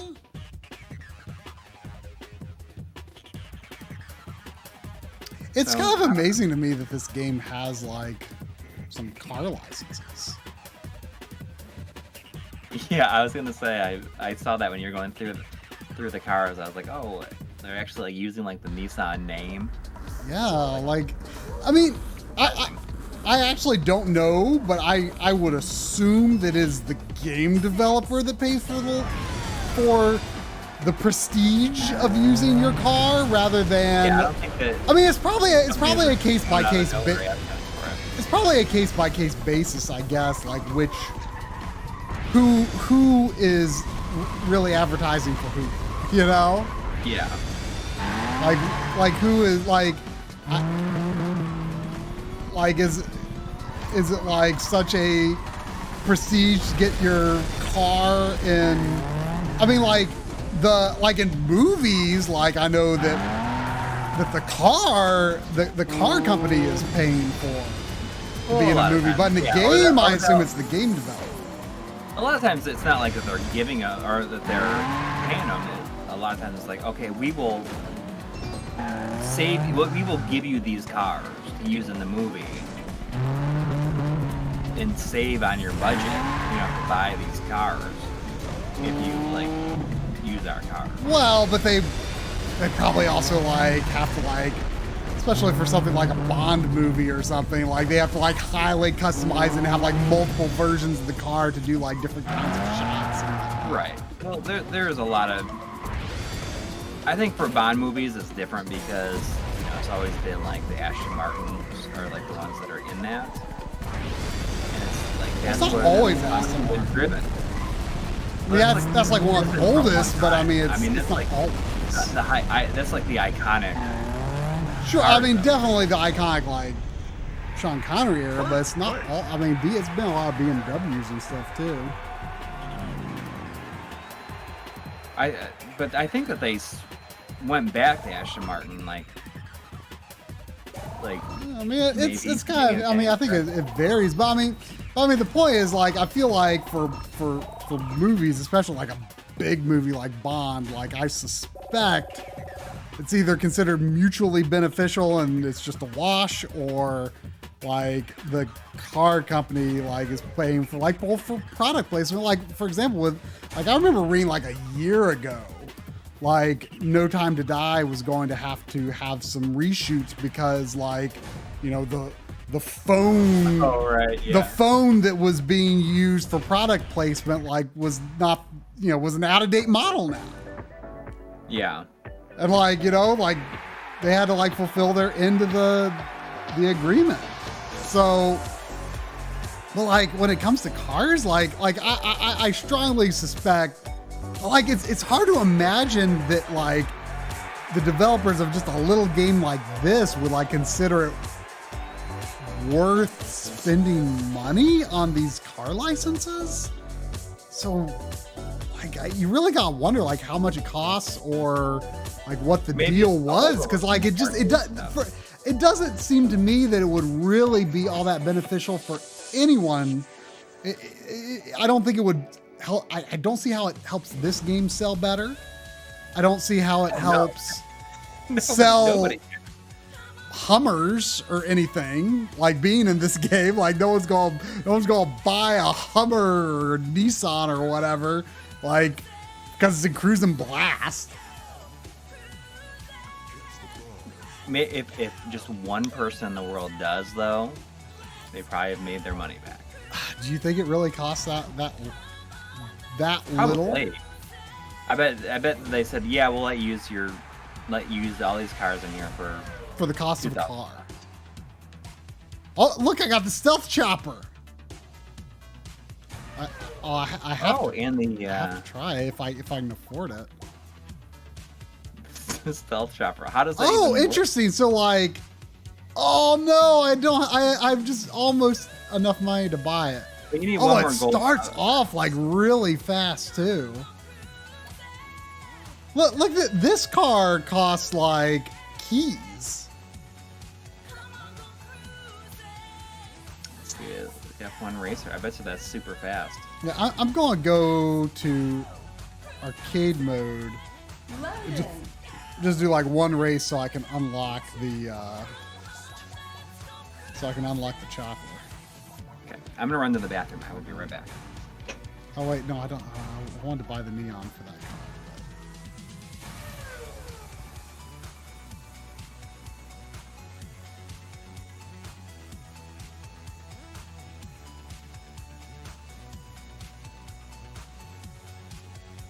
No online multiplayer in this game. I mean, I think it's a really small budget game.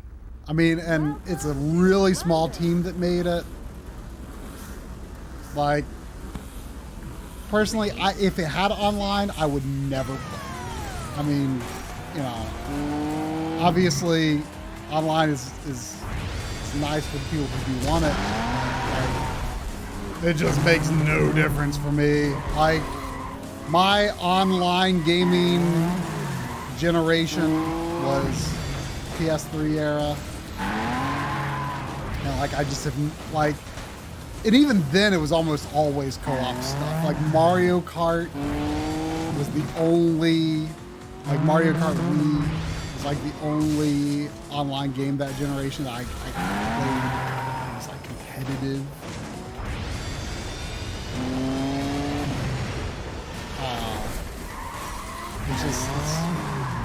It's just not for me.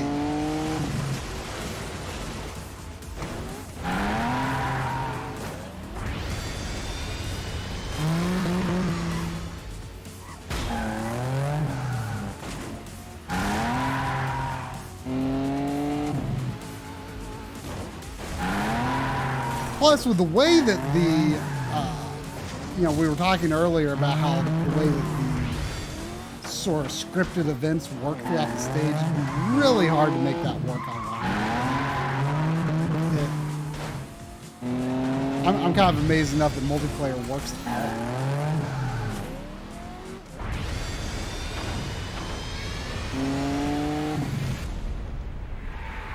First place.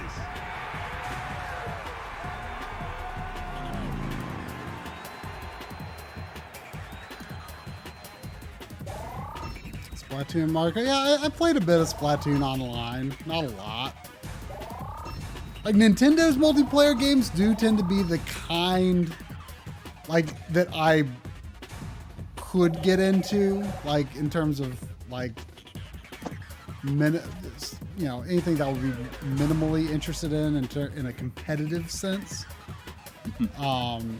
Like, competitive anything else, like, I just get, like, on, like, PlayStation or Xbox, I just could not even begin to care. Because like it's that kind of stuff is just too competitive, I think. For me, you know. You had mentioned earlier that you got those lenses for your PSVR. Mm-hmm. I just got around to ordering my first pair of glasses online. Oh yeah. I had my my prescription last year, like from like I guess just sitting in like. I signed up for like a free glass or like whatever it is, like discount glasses or something like that, and stored my prescription in there. And then I finally got around to just like ordering another pair. and they came on Tuesday, and I'm like actually kind of impressed. Like I only ordered one pair, even though they were buy one get one free, because I wasn't sure if it was gonna, if they were gonna be that good, or if they were gonna, if they were gonna mess up something about the prescription or something like that. But I just got like another pair, and I got them with the a slight bit of like blue light coating on them. Oh, I think that would drive me nuts. It drives me nuts when I see it too, like see it on other people.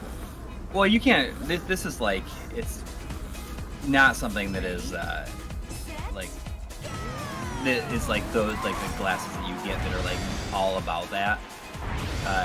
I can't even barely tell, but I just got these because I like use them when I'm sitting in my computer. Does it like affect your like color perception though?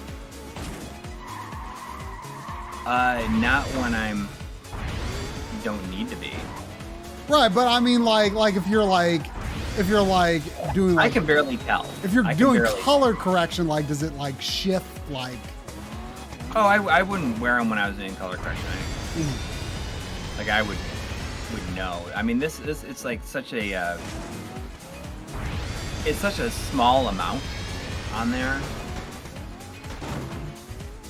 It's just it's the blue light coating, so that you like, because blue light makes your brain active, and that's why like I use like, and I know that you don't like to do this. Like my wife doesn't like to do that.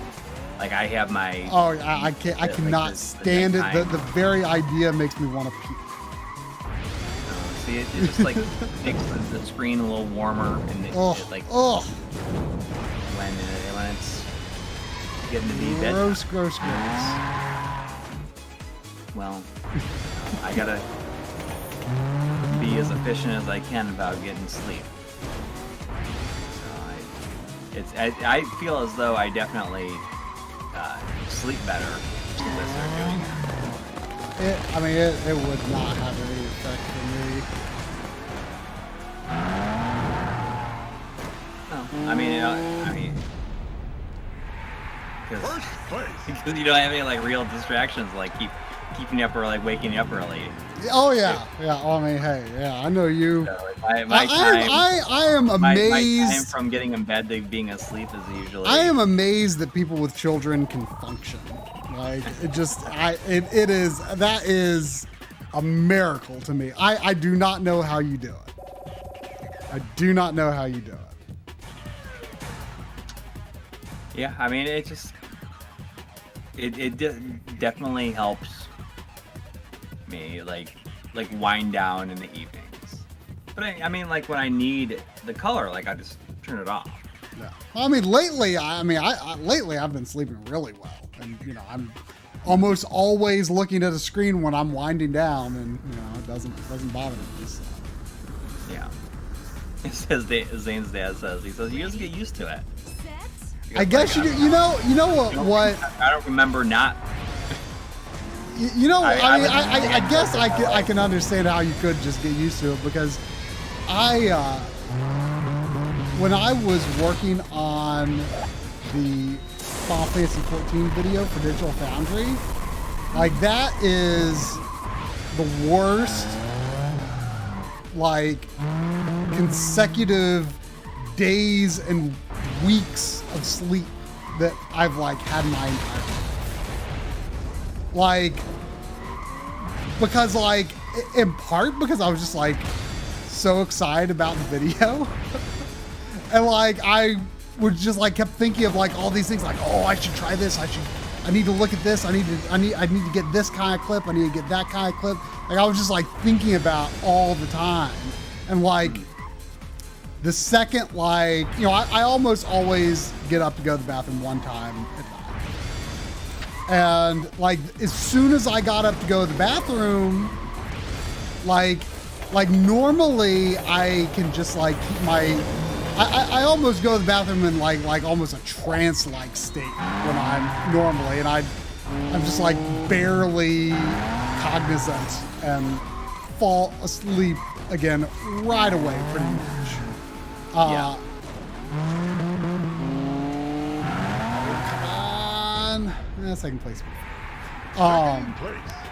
But like when I was working on that Final Fantasy 14 video, like that little bit of being awake to go to the bathroom, like my mind would snap right back to it, and I'd be like, oh, I should go to this place and check out this, and oh, I should get a clip that compares PS4 Pro and PS5 in this way, and like I could not stop thinking about it. But anyway, like at some point, like after like a week and a half of like getting very poor sleep while working on that video, like there was one point I was working on it, it was like 10 o'clock at night, and I just was like, huh, you know, I feel okay. Like I've slept like 4 hours each night for like the past however many days, and like normally like I can't function if I get less than 7 hours. Like or like not that I can't function, but I feel miserable. I feel miserable if I get less than 7 hours normally. And I was like, I feel fine. Like, and then like the next day, I didn't sleep great again, but like I felt like I woke up and I felt fine. And like that like this had never happened before. You don't need that much. You just keep it going. But I just think about how much you'd get done with that extra 3 to 4 hours every day. No, I'm back to full nights of sleep now, but there have been a few times where I did have to get up early, like a couple of times since doing that Digital Foundry video, and I've been back on normal sleep. There have been a few times where I had to get up early, and so I didn't get as much sleep, and I have felt fine.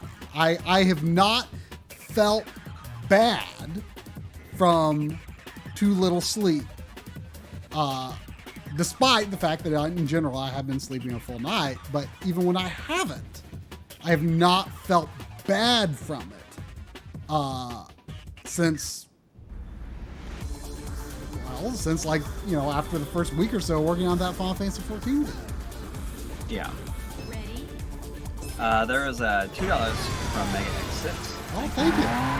Saying XR transition Blackmore blue lightning coating. I mean, I was just got something with like the lightest, cheapest coating option on it, just so I just swap them out like if I'm just like working in front of the computer. So these aren't meant to be your main glasses. No. What I want to do is like I wanted to get a pair that maybe offers something a little bit different than my normal pair, but just to test out to see like if like buying your glasses online can like be trusted. Well, I mean that's interesting because, you know, my dad got his glasses several years ago at Costco. Mm-hmm. You know, which, you know, he had, you know, that's not exactly online, but I mean it's a step in that direction, right? Oh yeah. And you know, for some reason I thought he was really happy with them, and then when I was getting ready to get my new glasses, and he was talking about like, he was like, oh yeah, I hate those Costco glasses. I think he was like, because I think I was with him when he, because I think we were doing an errand or something, and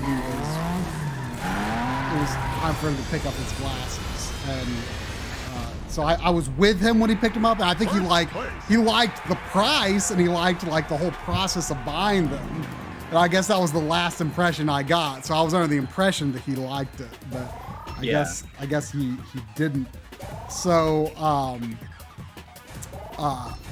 anyway, so when I got these glasses like a month and a half, 2 months ago, I really liked them at first, but then I was noticing that like when I took them off, like it was kind of painful, like to take them off. Like it was like they almost like sat in place like too good. Like they didn't really slide or anything. And so I actually took them back to the optometrist and was like, hey, you know, these almost feel like they're too tight. And she made adjustments and they've been great ever since. I mean, they slide just like a small amount, but like I'm used to that. Like that's totally normal to me. Like they don't slide a lot, but they were just like, they were staying in place like way too firmly. Before. And so I guess, I mean, but I'm saying like when you buy from a place like that, you don't have that ability to go back to the optometrist and get I don't know how they do the adjustments, but you know. Well, these ones, like, so these are the first, these are my normal ones I've been wearing here. And these are the ones, these are the first glasses I've had, like, basically in my life. They have, like, don't have, like, actual, like, nose pads. Oh. Like they're just plastic. These definitely slide down constantly on my face, or on my nose. Yeah, I've always had them adjust it multiple times, and it still keeps on happening. Like they tried to like make it so that like hooks behind my ears more, but it's still like if I'm sweating, and they just slowly go down, and I'm constantly like pushing them up. So I got these, and these also don't have nose pads on them. But now I'm gonna get. Since they're buy one get one free, and I know that they work, I'm gonna get like another pair that are like different looking, that you know they have nose pads on them, so I can like swap it out and like do something different. Or I'm also gonna get like a pair of prescription sunglasses because I like now that I know that. Yeah, I mean, I'm still really. I mean, my prescription didn't actually change that much.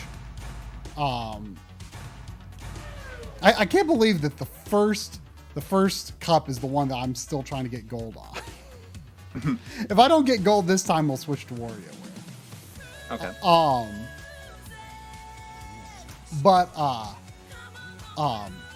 I mean, my old ones, I really like. I mean, I might actually stick with the same lenses because I really like my sunglasses if I do get a new prescription. But I mean, they're totally fine for driving. I mean, I haven't really felt like I necessarily needed, you know, a new set for my sunglasses. But yeah, I've always got mine at the optometrist, which I know can be like more expensive, but I was actually really happy with the price this time because, you know, it was the first time, you know, in my adult years that I went to the optometrist without eye insurance.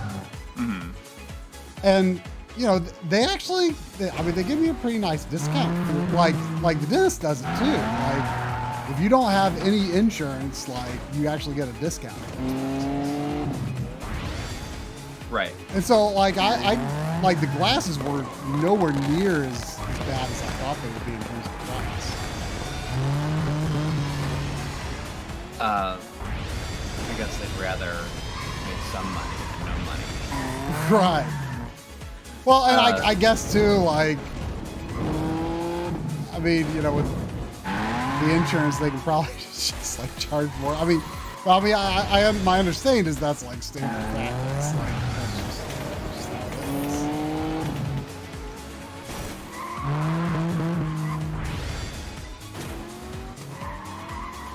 But yeah, it was not as bad getting these glasses there as I thought, and I like having the flexibility of going back and getting them to make adjustments.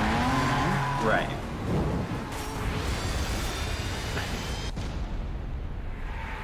First place.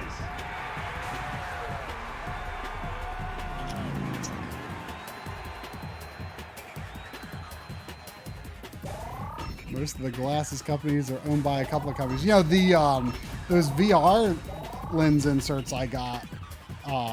You know, I mentioned they come from Germany. Like they're like cut like right there at like the Carl Zeiss factory in Germany.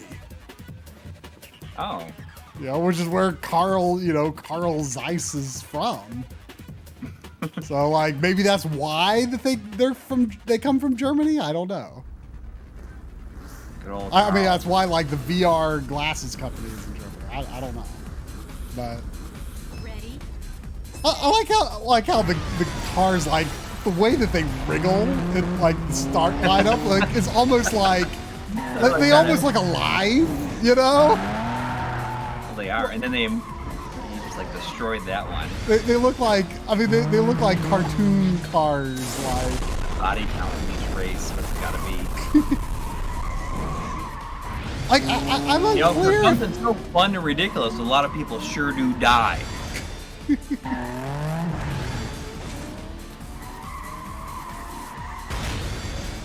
It's like you're going off a big cliff. It's like, oh, I can see their parachutes. Driver, just don't die.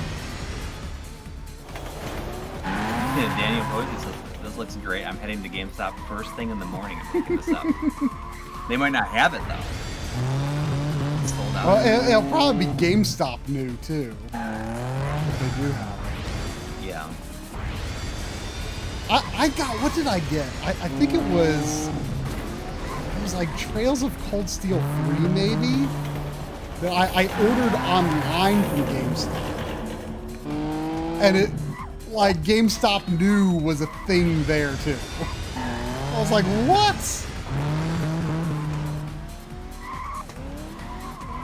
You know, somebody, Scepter Sever is saying, talking about finding something at Goodwill, and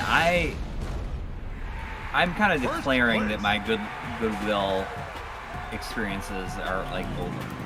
Like I have not found anything. My, good my at Goodwill has always been garbage, and they've basically not been worth going to since they stopped taking CRTs. The one good find I had there was a brand new Switch dock in box for $30. That was my one good. That was a really good find, actually. Yeah. I just leave it at my parents' house. I think that it, like, especially with like the news of, you know, $1.3 million Mario 64 selling, like even though it's like stupid, Yeah. like the Like people, it's over. like people when they have that stuff that's like, oh, I gotta find out what it's worth. Yeah. Because before they were probably thinking it wasn't worth anything. set, Oh yeah, for the longest time. And I would find like good stuff at Goodwill all the time. It really started to dry up, and then, you know, like, so when I was like when we were on the trip this weekend, I was like, oh, there's a Goodwill like right by where we were staying, and I was like, you know, if there's a chance that a Goodwill could still have something and be like all kind of like out in the middle of nowhere in MacArthur, Ohio. And And it was like nothing. Like you're just like, oh, this it shot back up. Numbers are back. Okay. I'm guessing it was YouTube's issue because Yeah. 'Cause we the didn't lose. call quality stayed consistent. Did you continue to get the video feed through Discord? Yeah. Well, I've been watching the stream because the Discord. Not good enough Yeah. quality. Yeah, it drops pretty. Well, then I'll stop the virtual camera just to save bandwidth. Yeah. Because like 60 FPS. It looks really bad right now, but at least it's working. You know, it probably has to catch up. set,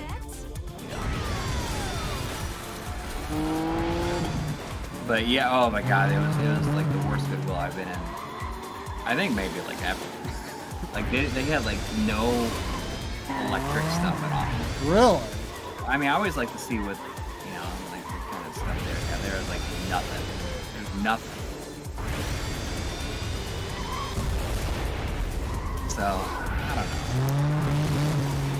don't know. You know, that was, remember that huge Goodwill that we went in with Duke in Indianapolis? Yeah, and there was some good stuff in there. They didn't have a They ton. had like some interesting PC games, didn't Yeah. they? I didn't get anything. I mean, it wasn't the kind of stuff I was looking. Look at how the moon is like It looks like Sega Genesis, like non-aspect ratio corrected. Boom.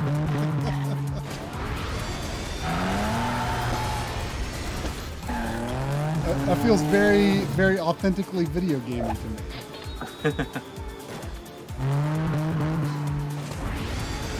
I always just set the 144 nice.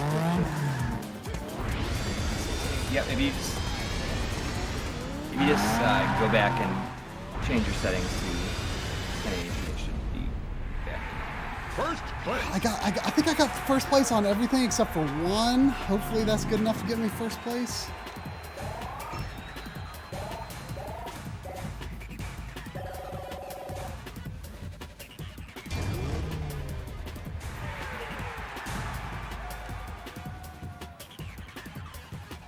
But I'll tell you, after sleeping on that caboose, I'm ready to be sleeping in my own bed.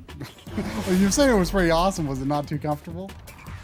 You know, it was. It would have been a lot cooler if it was just like me and my wife, like having like my kids there. It was just like it was a little cramped.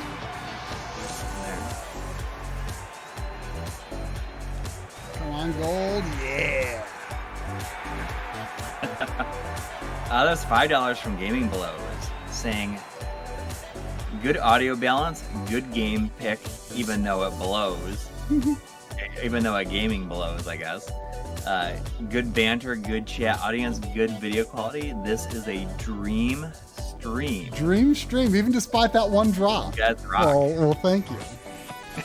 maybe Epos Vox should be watching this stream for a stream review. Well, hopefully. I'm really curious to see if he does one, like a stream critique on our stream, a stream critique of our stream. His video is probably going. He's probably watching this stream right now, and his video is going to be going. Uh-oh, they're onto me. Well, we told him. We said, it would be really interesting to see like your stream critique of this, because he does. I think he's doing it over on Twitch right now, where he kind of does these like live critiques of people's streams, like their layouts and how they're set up and how they work and everything. And I linked him to our archives and said, you can kind of see how things change. And I just like randomly clicked on one of the streams in there, and it was the Doki Doki Panic stream. And I was like, I don't think that I've ever looked and sounded so horrible on the channel in my entire life, like the entire existence of the channel. We're on the Dino Cup like, now. I'm sick, and I'm just like, I'm like, oh. I look like I'm dead, basically.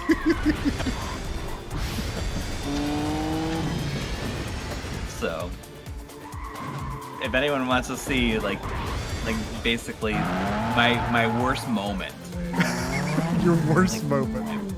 And that was like that stream is basically me like at my worst moment, I guess, has ever been like on. It's ever been captured. I've just been captured by the channel.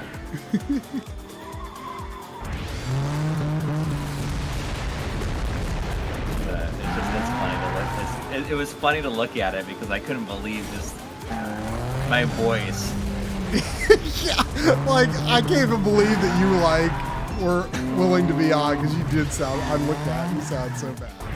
I cannot believe that I actually like sat there and like stuck it out for the whole thing. But it is fun like looking at that, because you see those early streams, and that was back we'd only stream after the Sunday after we released it. Oh look, there was a key in that T-Rex's mouth.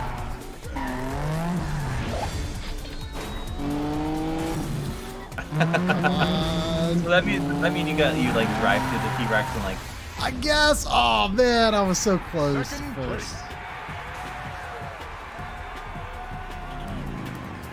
Ah, 3 milliseconds. His entire life recorded and archived for the world to see. Not my entire life, but like I'm really rough in that in that stream archive.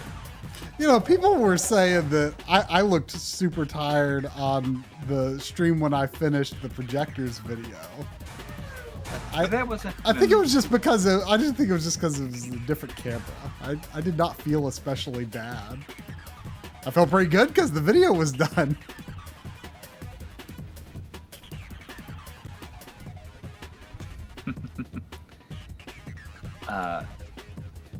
But yeah, those early streams, it is fascinating that we've done so many streams. This is like, I think this might be the 345th live stream that we've ever done.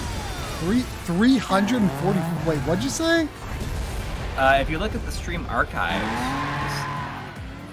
I think this might be the 345th live stream. Like almost a year's worth of streams? Yeah, you can watch one every single day. That's kind of mind-blowing. Yeah. I kind of am not sure I believe. When was our first stream? Our first stream was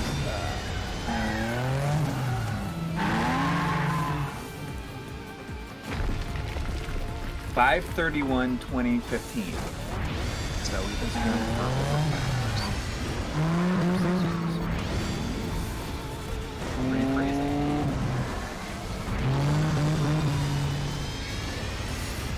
And the only one that is not archived is the marathon, 24-hour marathon. That's the only one. Are you sure there wasn't anything else that had to just be like totally removed because of a copyright claim? Like, what about that one where you played the Power Rangers game? Were you able to salvage some of that stream? Oh yeah, it just. Or was It's it just still- demonetized? Yeah, a lot of those are just demonetized. I see.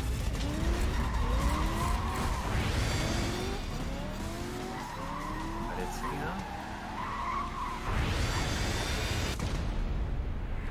our release schedule is crap. But at least At least we're consistent on streams.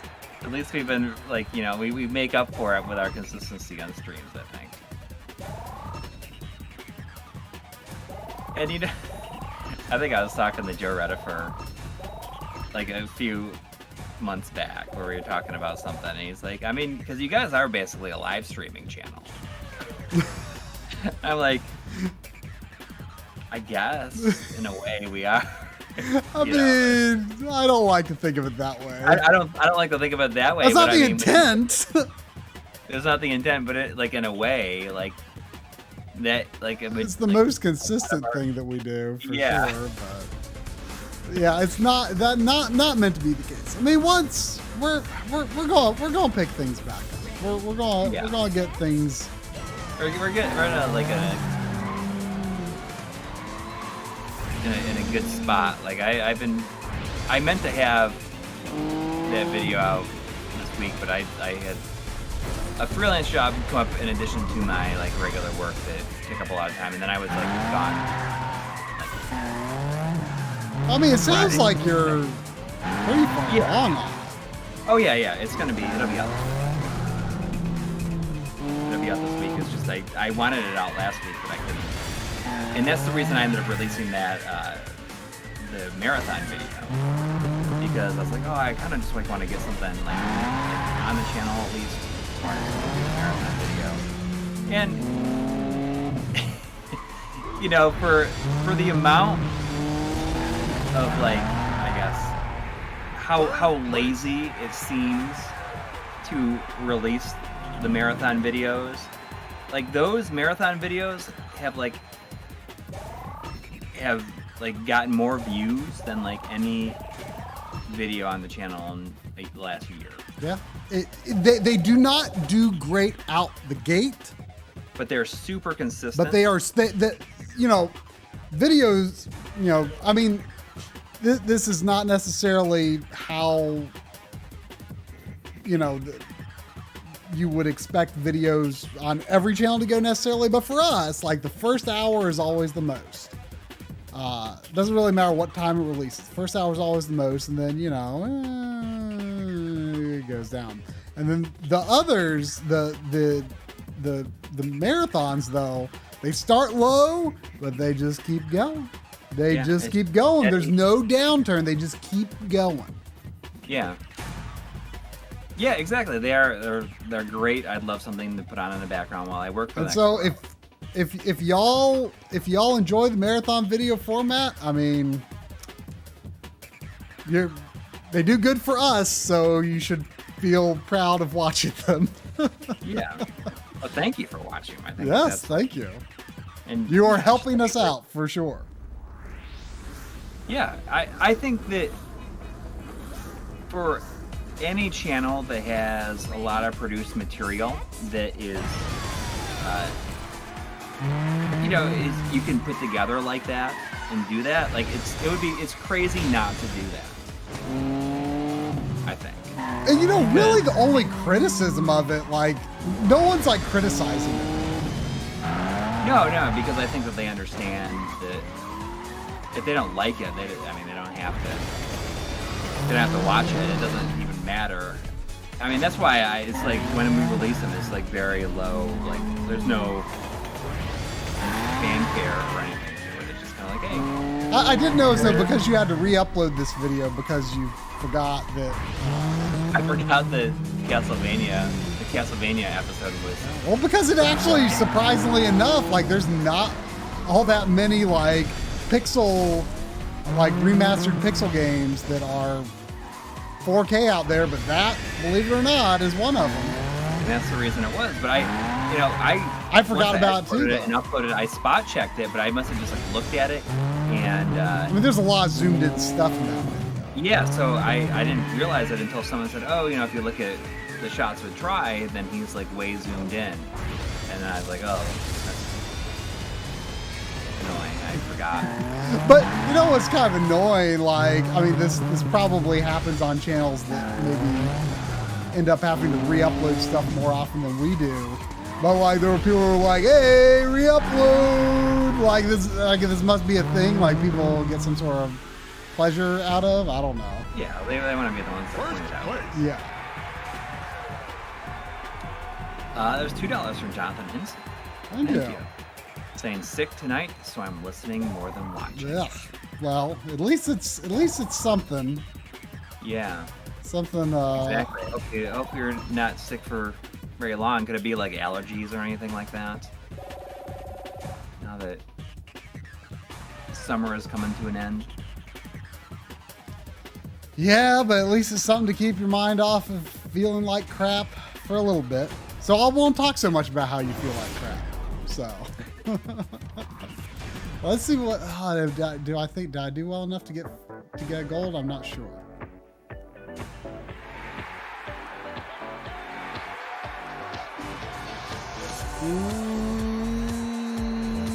Probably not. If you don't, you want to try WarioWare. Yeah, if I didn't get gold, I'm going. Yeah, I got some. Yeah, I'm going to switch to WarioWare. Yeah, summer's ending. You could have fooled me. Yeah, I mean it was amazing there for a while. These last couple of weeks have been like really nice, but then I guess when we were at the Pawpaw Festival yesterday, it was like 90 degrees, and it was clear that they were not really prepared for it to be as hot as it was because there's just not a lot of shade. One more gold for the next.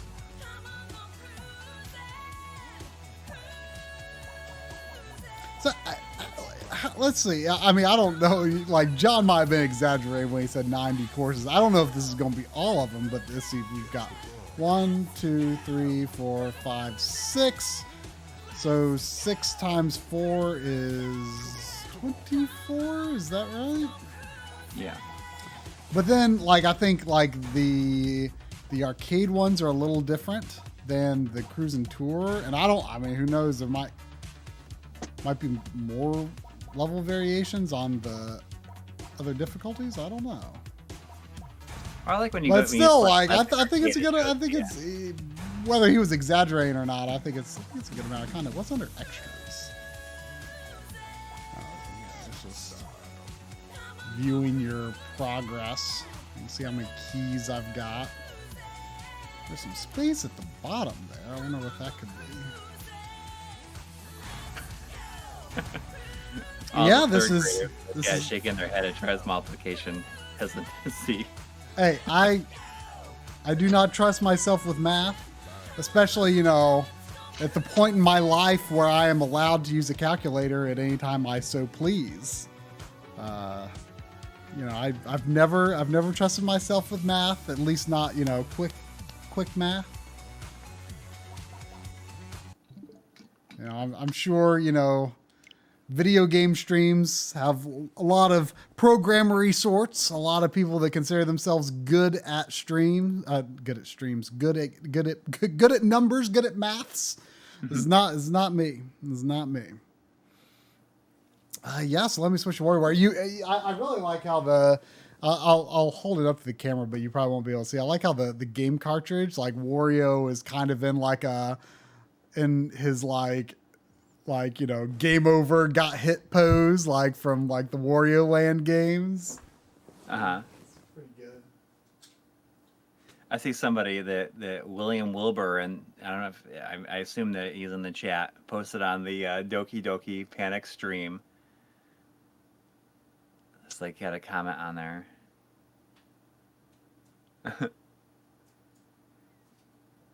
Saying revisiting this special moment, Coury's worst look ever. Special moment. Ever.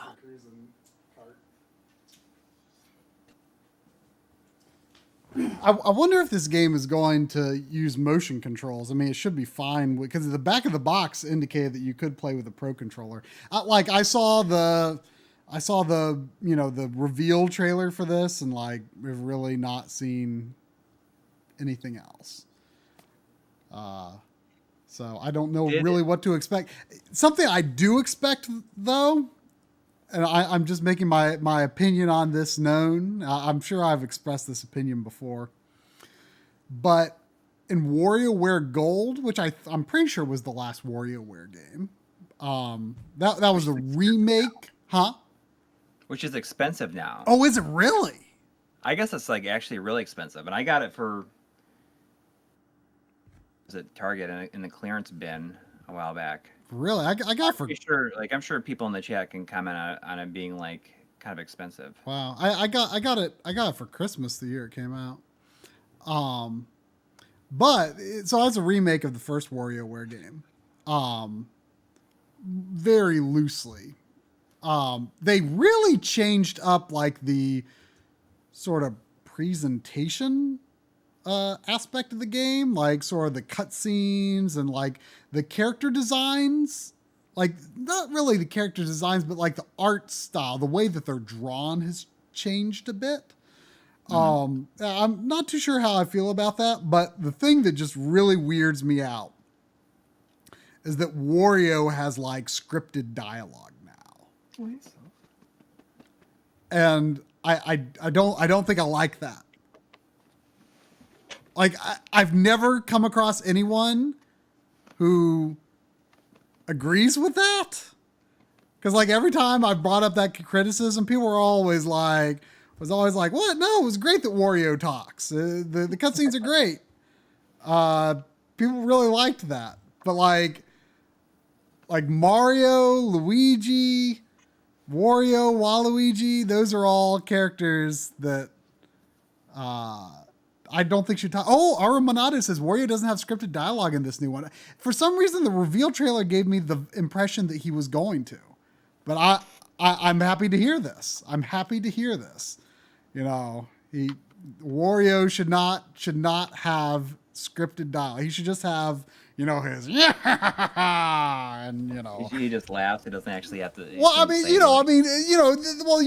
let's go and you know whatever things that Mario and Luigi say than Wario that are very incidental speaking words, but not like scripted dialogue. I thought it was so weird. That's not what those characters are to me. So let's see what happens here.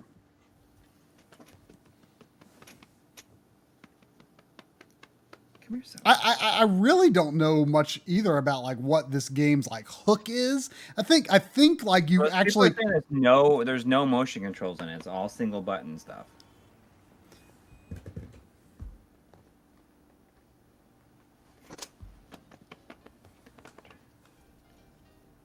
Trying to get Sophia to go The make a little campy on music here. sounds a little low.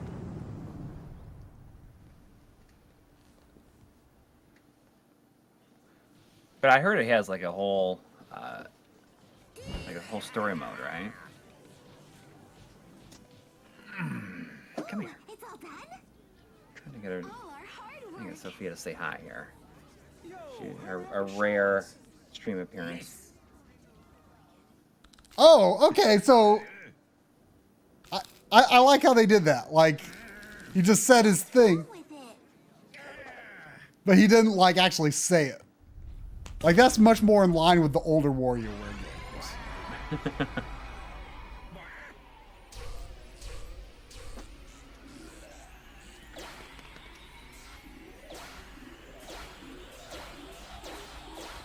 So as far as I know, the hook of this is that you like actually like move the characters within the games, like around the screen. I think that's the main hook of this.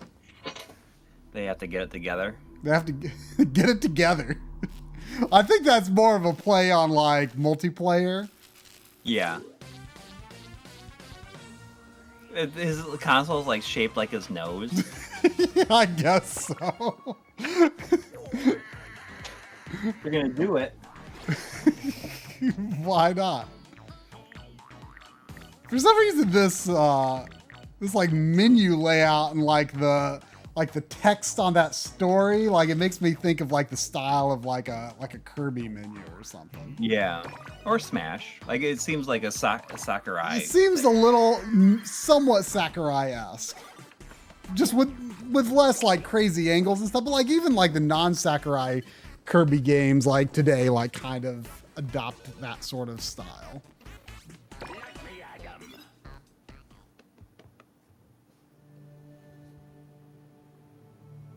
At first I thought he was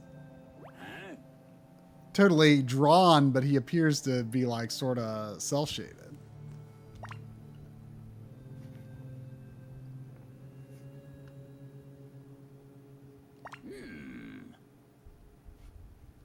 Do you think it's possible that the Switch could be remembered as Nintendo's best console ever?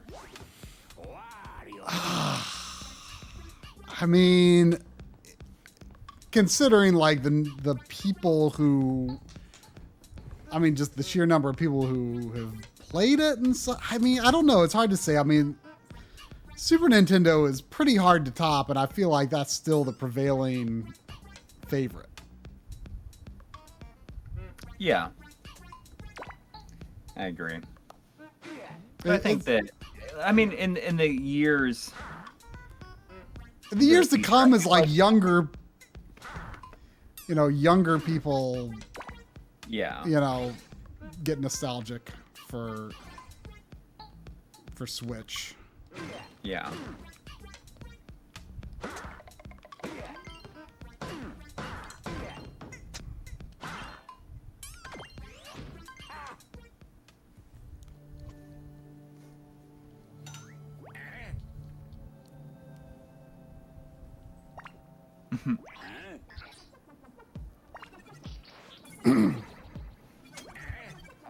It looked like he jumped into a Mario painting. I'm going to the Torgs Festival in Columbus next Saturday. It's like Torgs, it's called. I don't know what that stands for, but it's in Columbus. And it's going to be the first game convention I've been to in a long time.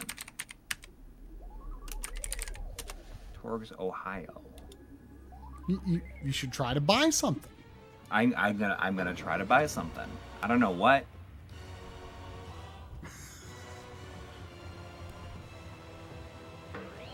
The Torg. Oh no, a giant Wario meteor is falling to Earth.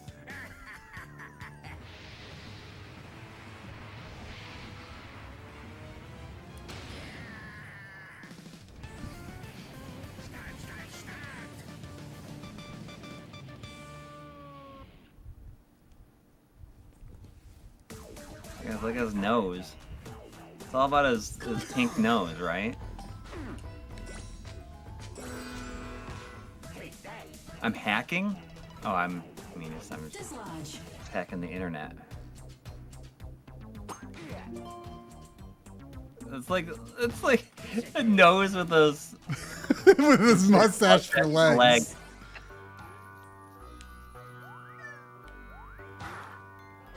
That's like really creepy.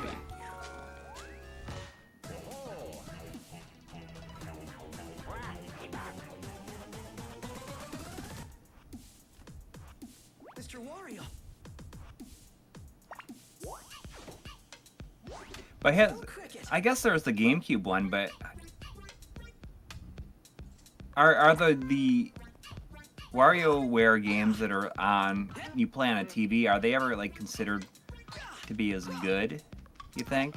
I mean, the portable ones have traditionally been the main ones, but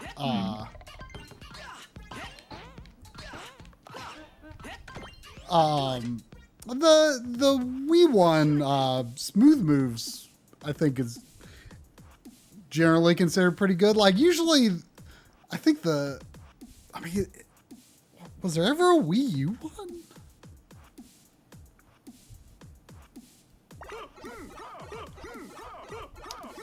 Yeah. Wasn't it like Game and Wario? Is that what it's called? Yeah, I think there was. I never got it. I think that in general they haven't been as like. Weirdly enough, I don't think they've been as full featured as the portable ones in general. But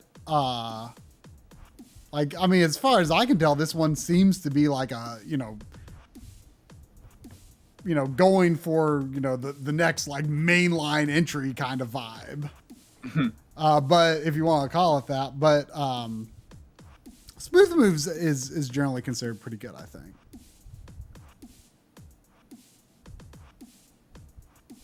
Wii U has Game and Wario. It's not a WarioWare game though, is it not? I really don't know anything about it. That was like the free game that I got from like Club Nintendo, like the last year where they just gave out like digital prizes at the end. That was what I chose.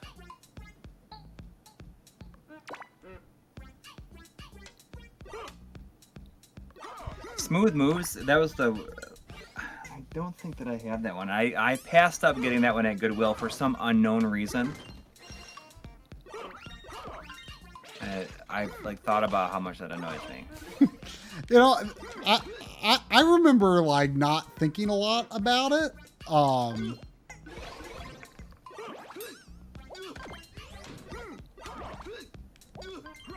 I remember just like not thinking a lot about one way or the other when I got it. Like I got it, I thought it was fine. And then when Drum and Lynn visited me for the first time in 2009, like I guess Lynn had some history playing that game. She's like, "Oh, this game's great. We got to play it." It's like, so that might be the last time I ever played it. So I honestly don't remember much about it at all. Memorize. Magic. Oh gosh. What was it? Been... Light up. Hey, why are you supposed to say hi? Get him. Come here. Oh, I didn't see what I was doing. Come here. Up here. Empty.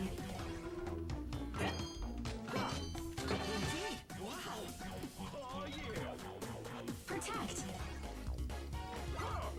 Max in the chat is asking, where can I buy a brand new Sony BVM? I mean, you would be extremely lucky, I think. Yeah. I'm sure there's some sort of like storage place Yeah, I mean it's. that has this stuff. I mean, I don't think just because it. You shouldn't necessarily expect that just because it's brand new either that it's not going to need any service because, I mean, caps age, You know, even if they aren't in use. I mean, I'm sure maybe less, but you know. Yeah. You know what? That nose, like right there. I'm sorry, but it looks like no. 3 testicles. Huh? I said his nose there. I'm sorry, but it looks like 3 testicles. I can't not say it like on the on there on the mountain on the volcano. Just saying it. Well, I think it's supposed to look like garlic. Oh well, I thought it was supposed to be his nose. I mean, I guess his nose kind of looks like garlic. Yeah, it's true. I mean, like garlic is like Wario's main power up Oh, okay. Well, in Wario Land. maybe that's what he. I guess that is what he. It's like that's like what makes him big instead of mushrooms. I don't. I guess I don't know enough about. Have you ever played Wario Land on Game Boy? Or any of the Wario Land Oh games? no. I have the GameCube one. Oh, or wait, isn't it Wii? Oh, you mean Wario World? Wario That's World. the 3D one. Then there's I do. smooth. I do have the Game Boy Color one, the black cartridge. There's what is it? Shake It? WarioWare? Is that what it's called? Shake It? The Wii platformer? Yeah. Like I mean, don't- I think the first Game Boy game is really good. The 2, 3, and 4 I'm less fond of, but they're okay. Mhm. Yeah. I guess I don't know a lot about Wario himself.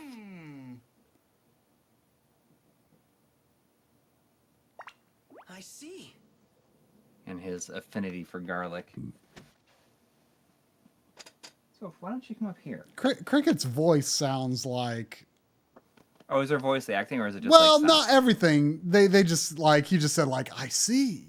But like his voice sounds like every like RPG hero ever. I see it. Just like those canned little. Right, but I mean the opening cutscene, like the FMV, like they had full dialogue. Oh, okay. I thought it was just like a generic canned like saying or something like that. Like oftentimes those annoy me, but like in a game like this, it wouldn't really. Ooh, what do you buy? What can you buy with the coins?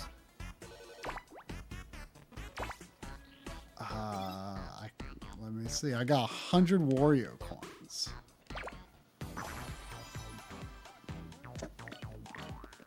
Sophia, why don't you come up here? Come here. You want me to pet you so bad. And she's just like down here and she just like is just out of reach. It's annoying for me to try to get to her. I think that she's all like hopped up on catnip. That's what the problem is right now. I'm not sure what I can do with the coins yet. Missions. Well, I can get coin rewards doing these missions, whatever they are. Oh, that's cool. So it seems like there's a lot of content in this. There's usually quite a lot to do in these games, but I'm not sure what to spend the coins on. Time to do this.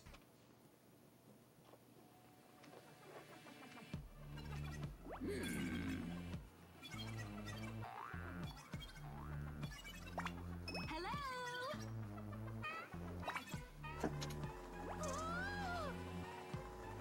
Oh, Mona has a hover scooter.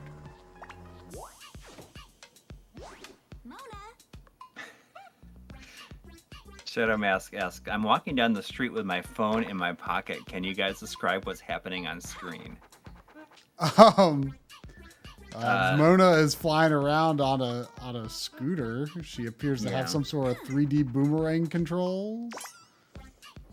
I gotta say, you know, that the update for the Switch that came out this past week that added in Bluetooth headphones was like an enormous game changer for me.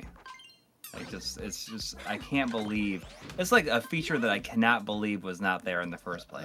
It like makes zero difference in my life.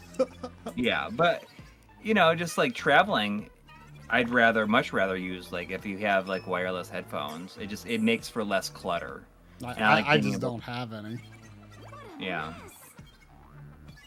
It's just I think it's very convenient if you do have them. I guess.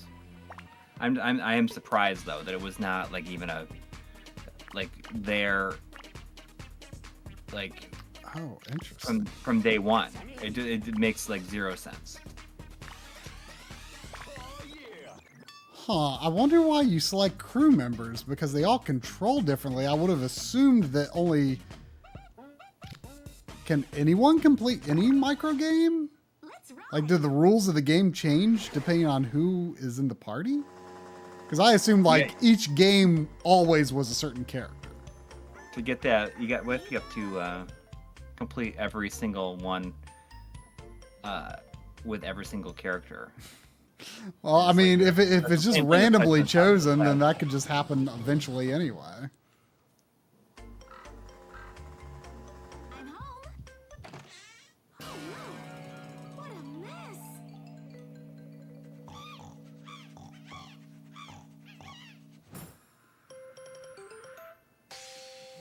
Yeah, I thought for sure that they just weren't doing it because it wasn't possible, but I don't even understand why they didn't do it if it was just there the entire time. The ability was there the entire time. Like the Wario nose hanging on the wall. Has his nose like been the same focus? I mean, I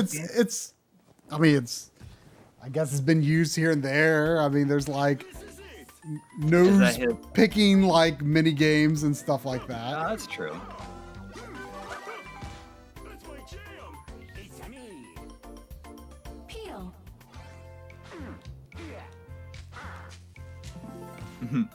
Oh, Is that a Nintendo? Hide. Pressed. Why not? Connect.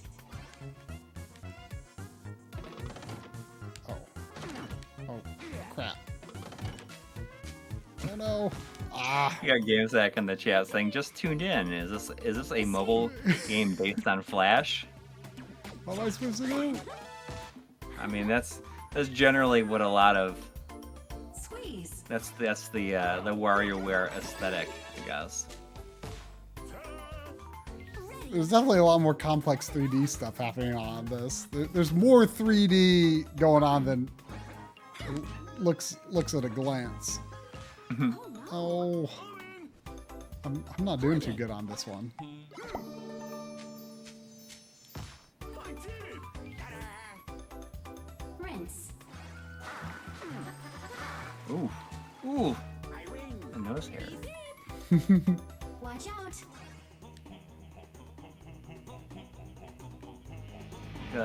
That water physics. Yeah. Looking good. It's a me. Tidy. Yes.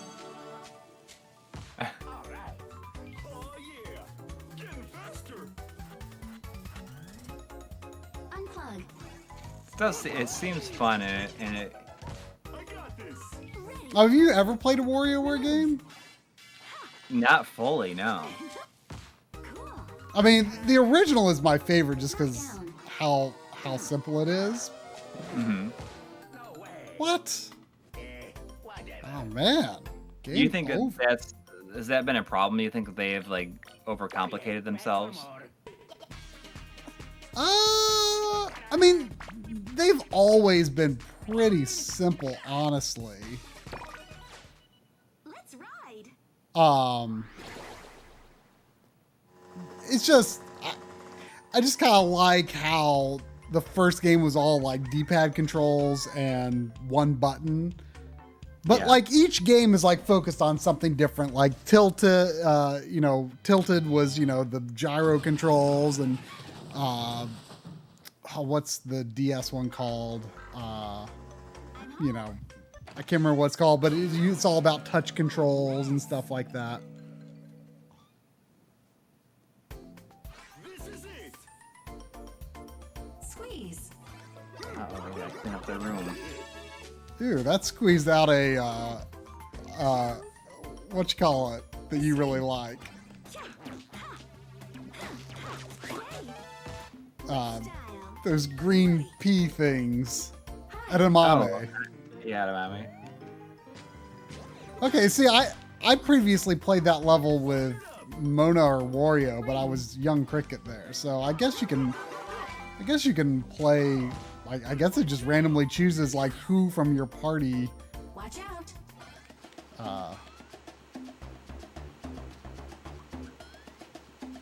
Plays the game.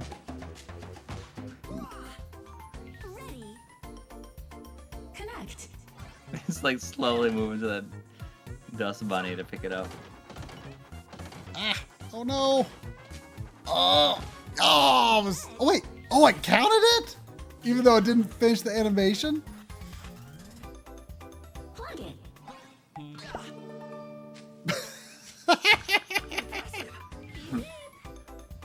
Knock it off. Impressed? On. See, they gave me Mona for this level previously, so it's just random, I guess. Rock.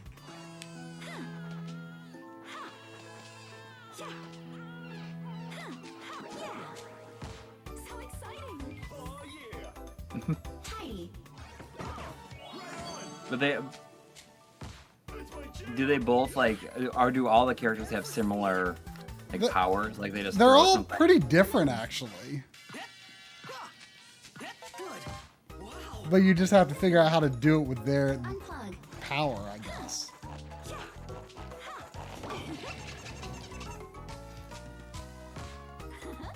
On it. Knock down. Great. Chow. Challenge Duckies. accepted. Boss. Rubber duckies. This does look fun. Not I have to say. It's just Complete I package. I like how simple. Oop, Yeah, I think it's. do I? I think that both games played tonight are winners. Oh! I thought I was supposed to collect what No good. I thought I was supposed to collect the items that the box was asking for, not what the box was missing. Oh, okay. Complete package. Okay, so it's the hair dryer.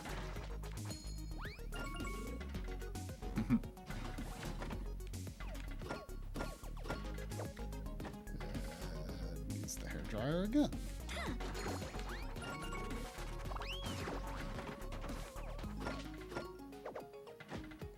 It needs the hair dryer and the cutout. Ah, go in. Go in. A half second of footage. What? It didn't want a hair Uh, dryer. Sean Quinn, what video are you talking about? A half second of me and a Sega video around 15-second mark was genius. A Game Sack episode, maybe? I don't know. I haven't watched the new one today. I watched the first 10 minutes, I think.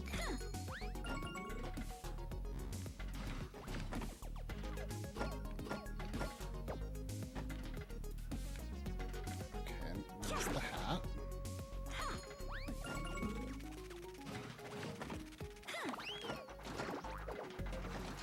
Pictures at the top. Hat. Needs a... Okay.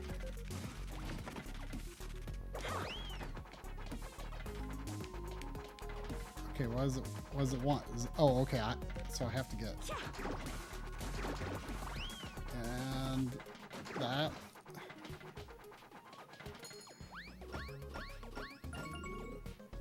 Oh, and the Sega CD one? Okay, quick. Mona's a little squirrely to control because she's like always moving, I think. Or maybe I'm just controlling it wrong.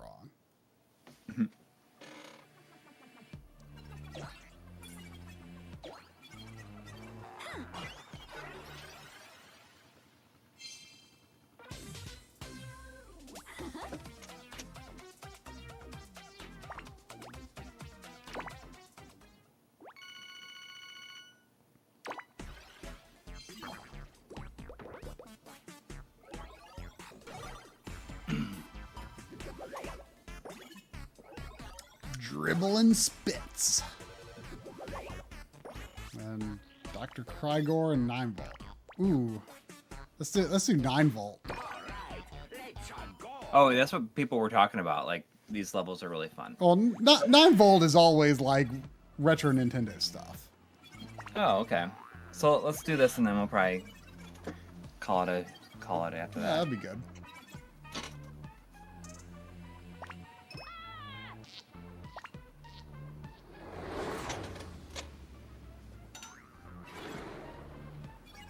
Yikes.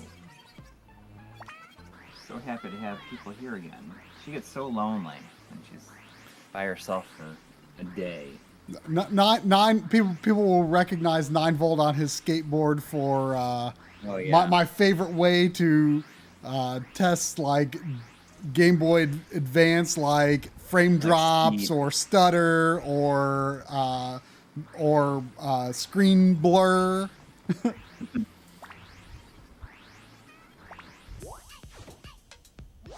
9-volt.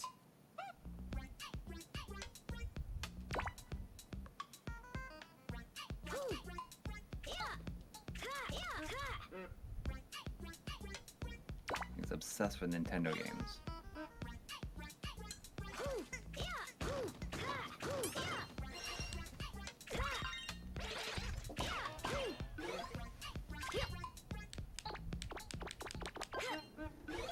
Come here. Why don't you come up here?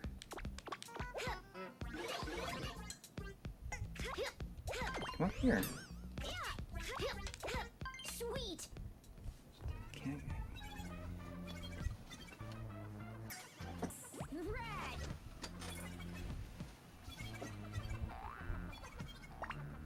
Oh, I'm excited to see what games are going to be in here. I mean, we won't see them all on this first pass. Because, like, the games are always randomized. Like, there's always a bunch of games, and you won't see them all the first time you play the stage. Totally.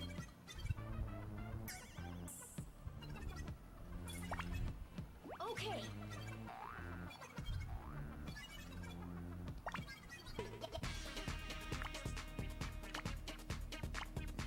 Point. Oh yeah. Let's go. 18 volt. Oh, you're just choosing like different characters to play as? Yeah, you have to take 3 characters into your party for each level. It seems. I just picked the ones that seem to be the simplest to play. Oh, there's a Super Metroid game, apparently. I'm excited to see what there is. It'll be interesting to see if there's any like Wii or GameCube stuff too, Sweet. since Yeah. they can like render that on this. I have not played Hades. I've been tempted though. I will probably get the physical of that. I don't know what system though would be the best one to get. She's coming. I've heard that it's really really good, obviously, but They've actually turned 9 volt's mom into a character in the recent games. She like has her own set of games now. I saw a GameCube off to the side there. I saw the GameCube controller. That's fun. This is it. Find ghost. Oh, screwed up on the first game. Hit it. Nice. Impressive. As a Luigi's Mansion. Yeah. Climb. I mean, they could probably like make a whole game based on that, which I guess they did with the Nintendo. What was it? The Oh, what was that game called? The it has like the mini games. It's basically like, NES Remix.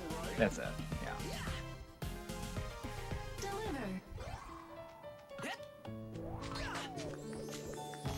Take that. My turn. Speed run. Get the coin. Are you still playing Animal Crossing? Pretty. No, I haven't really. I played it for like about a year, and Right on. Check it. that's about all I've done. Yeah. I mean, is it still getting new updates? I wonder. Yeah. Sweet. What was that? Like one of those like pre-video game Nintendo things? Indeed. Done. Oh yeah. Strike.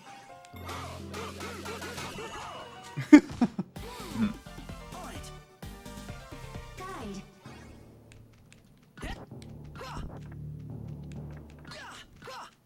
Good. Let's go. Oh, someone made a fan-made GBA game remix. That's Stay cool. alive. Oh, that's fun. Super Metroid. Look at me. Fired up. Which is greater? I got it. I'm ready. Is that Clue Clue Land? Or what was that? This supposed to be three houses. Oh, Devil World. My turn. Next boss battle. Clear course.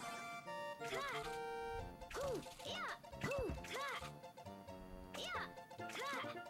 Yeah. Ha. Ooh, ha. Yeah. Ooh, yeah. Ha. Ooh. Is there any shimmer on that? On that bullet bill? I see some shimmer on that bullet bill. There is definitely non-integer. There's definitely. Oh, it doesn't let me look at it. Oh no! Yeah, it's vertically, especially, it's very non-integer. Clear course. Yeah, yeah, okay, I We ruin see. everything. We ruin everything. I can see the I can see the horizontal shimmer is not that well. I don't know. It's not great. Mario Maker did it better.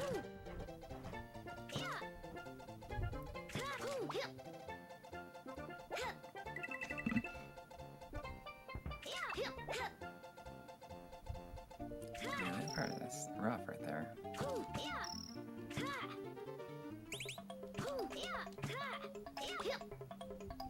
I wonder if collecting coins actually does anything. Yay!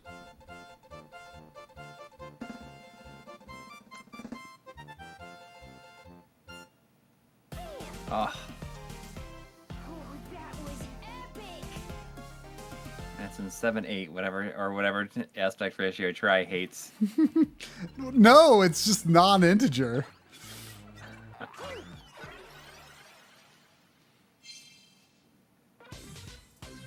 I wonder what it looks like in handheld though. This feel like I mean, this would be a good game to play handheld. You know, I mean, I've always felt like, you know, in general, I prefer to play games on the big screen, but like WarioWare is a series where it feels like the perfect like handheld game format, you know, because it's just so quick and punchy, you know. Ria Rathod in the chat has a birthday coming up on September 26th. So happy birthday! Oh. It's the same day as my wedding anniversary.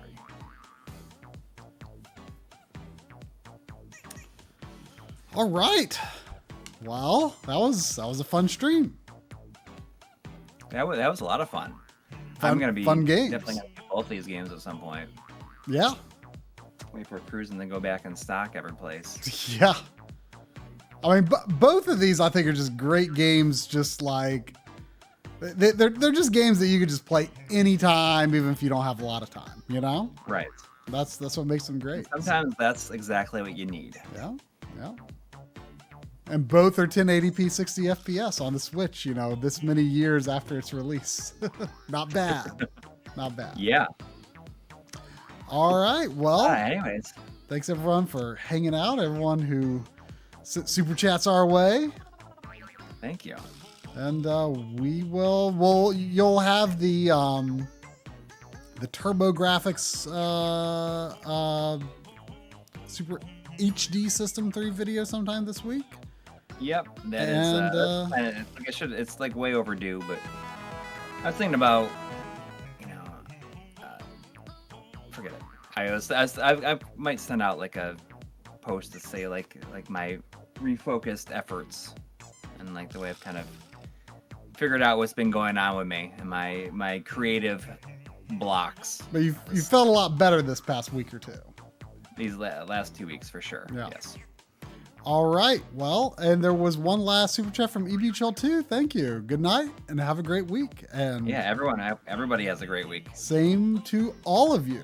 Oh, and one last HRKs from Sebastian Athea. Thank you. Thank you. Thank you very much. All right. Good night, everybody. See y'all later.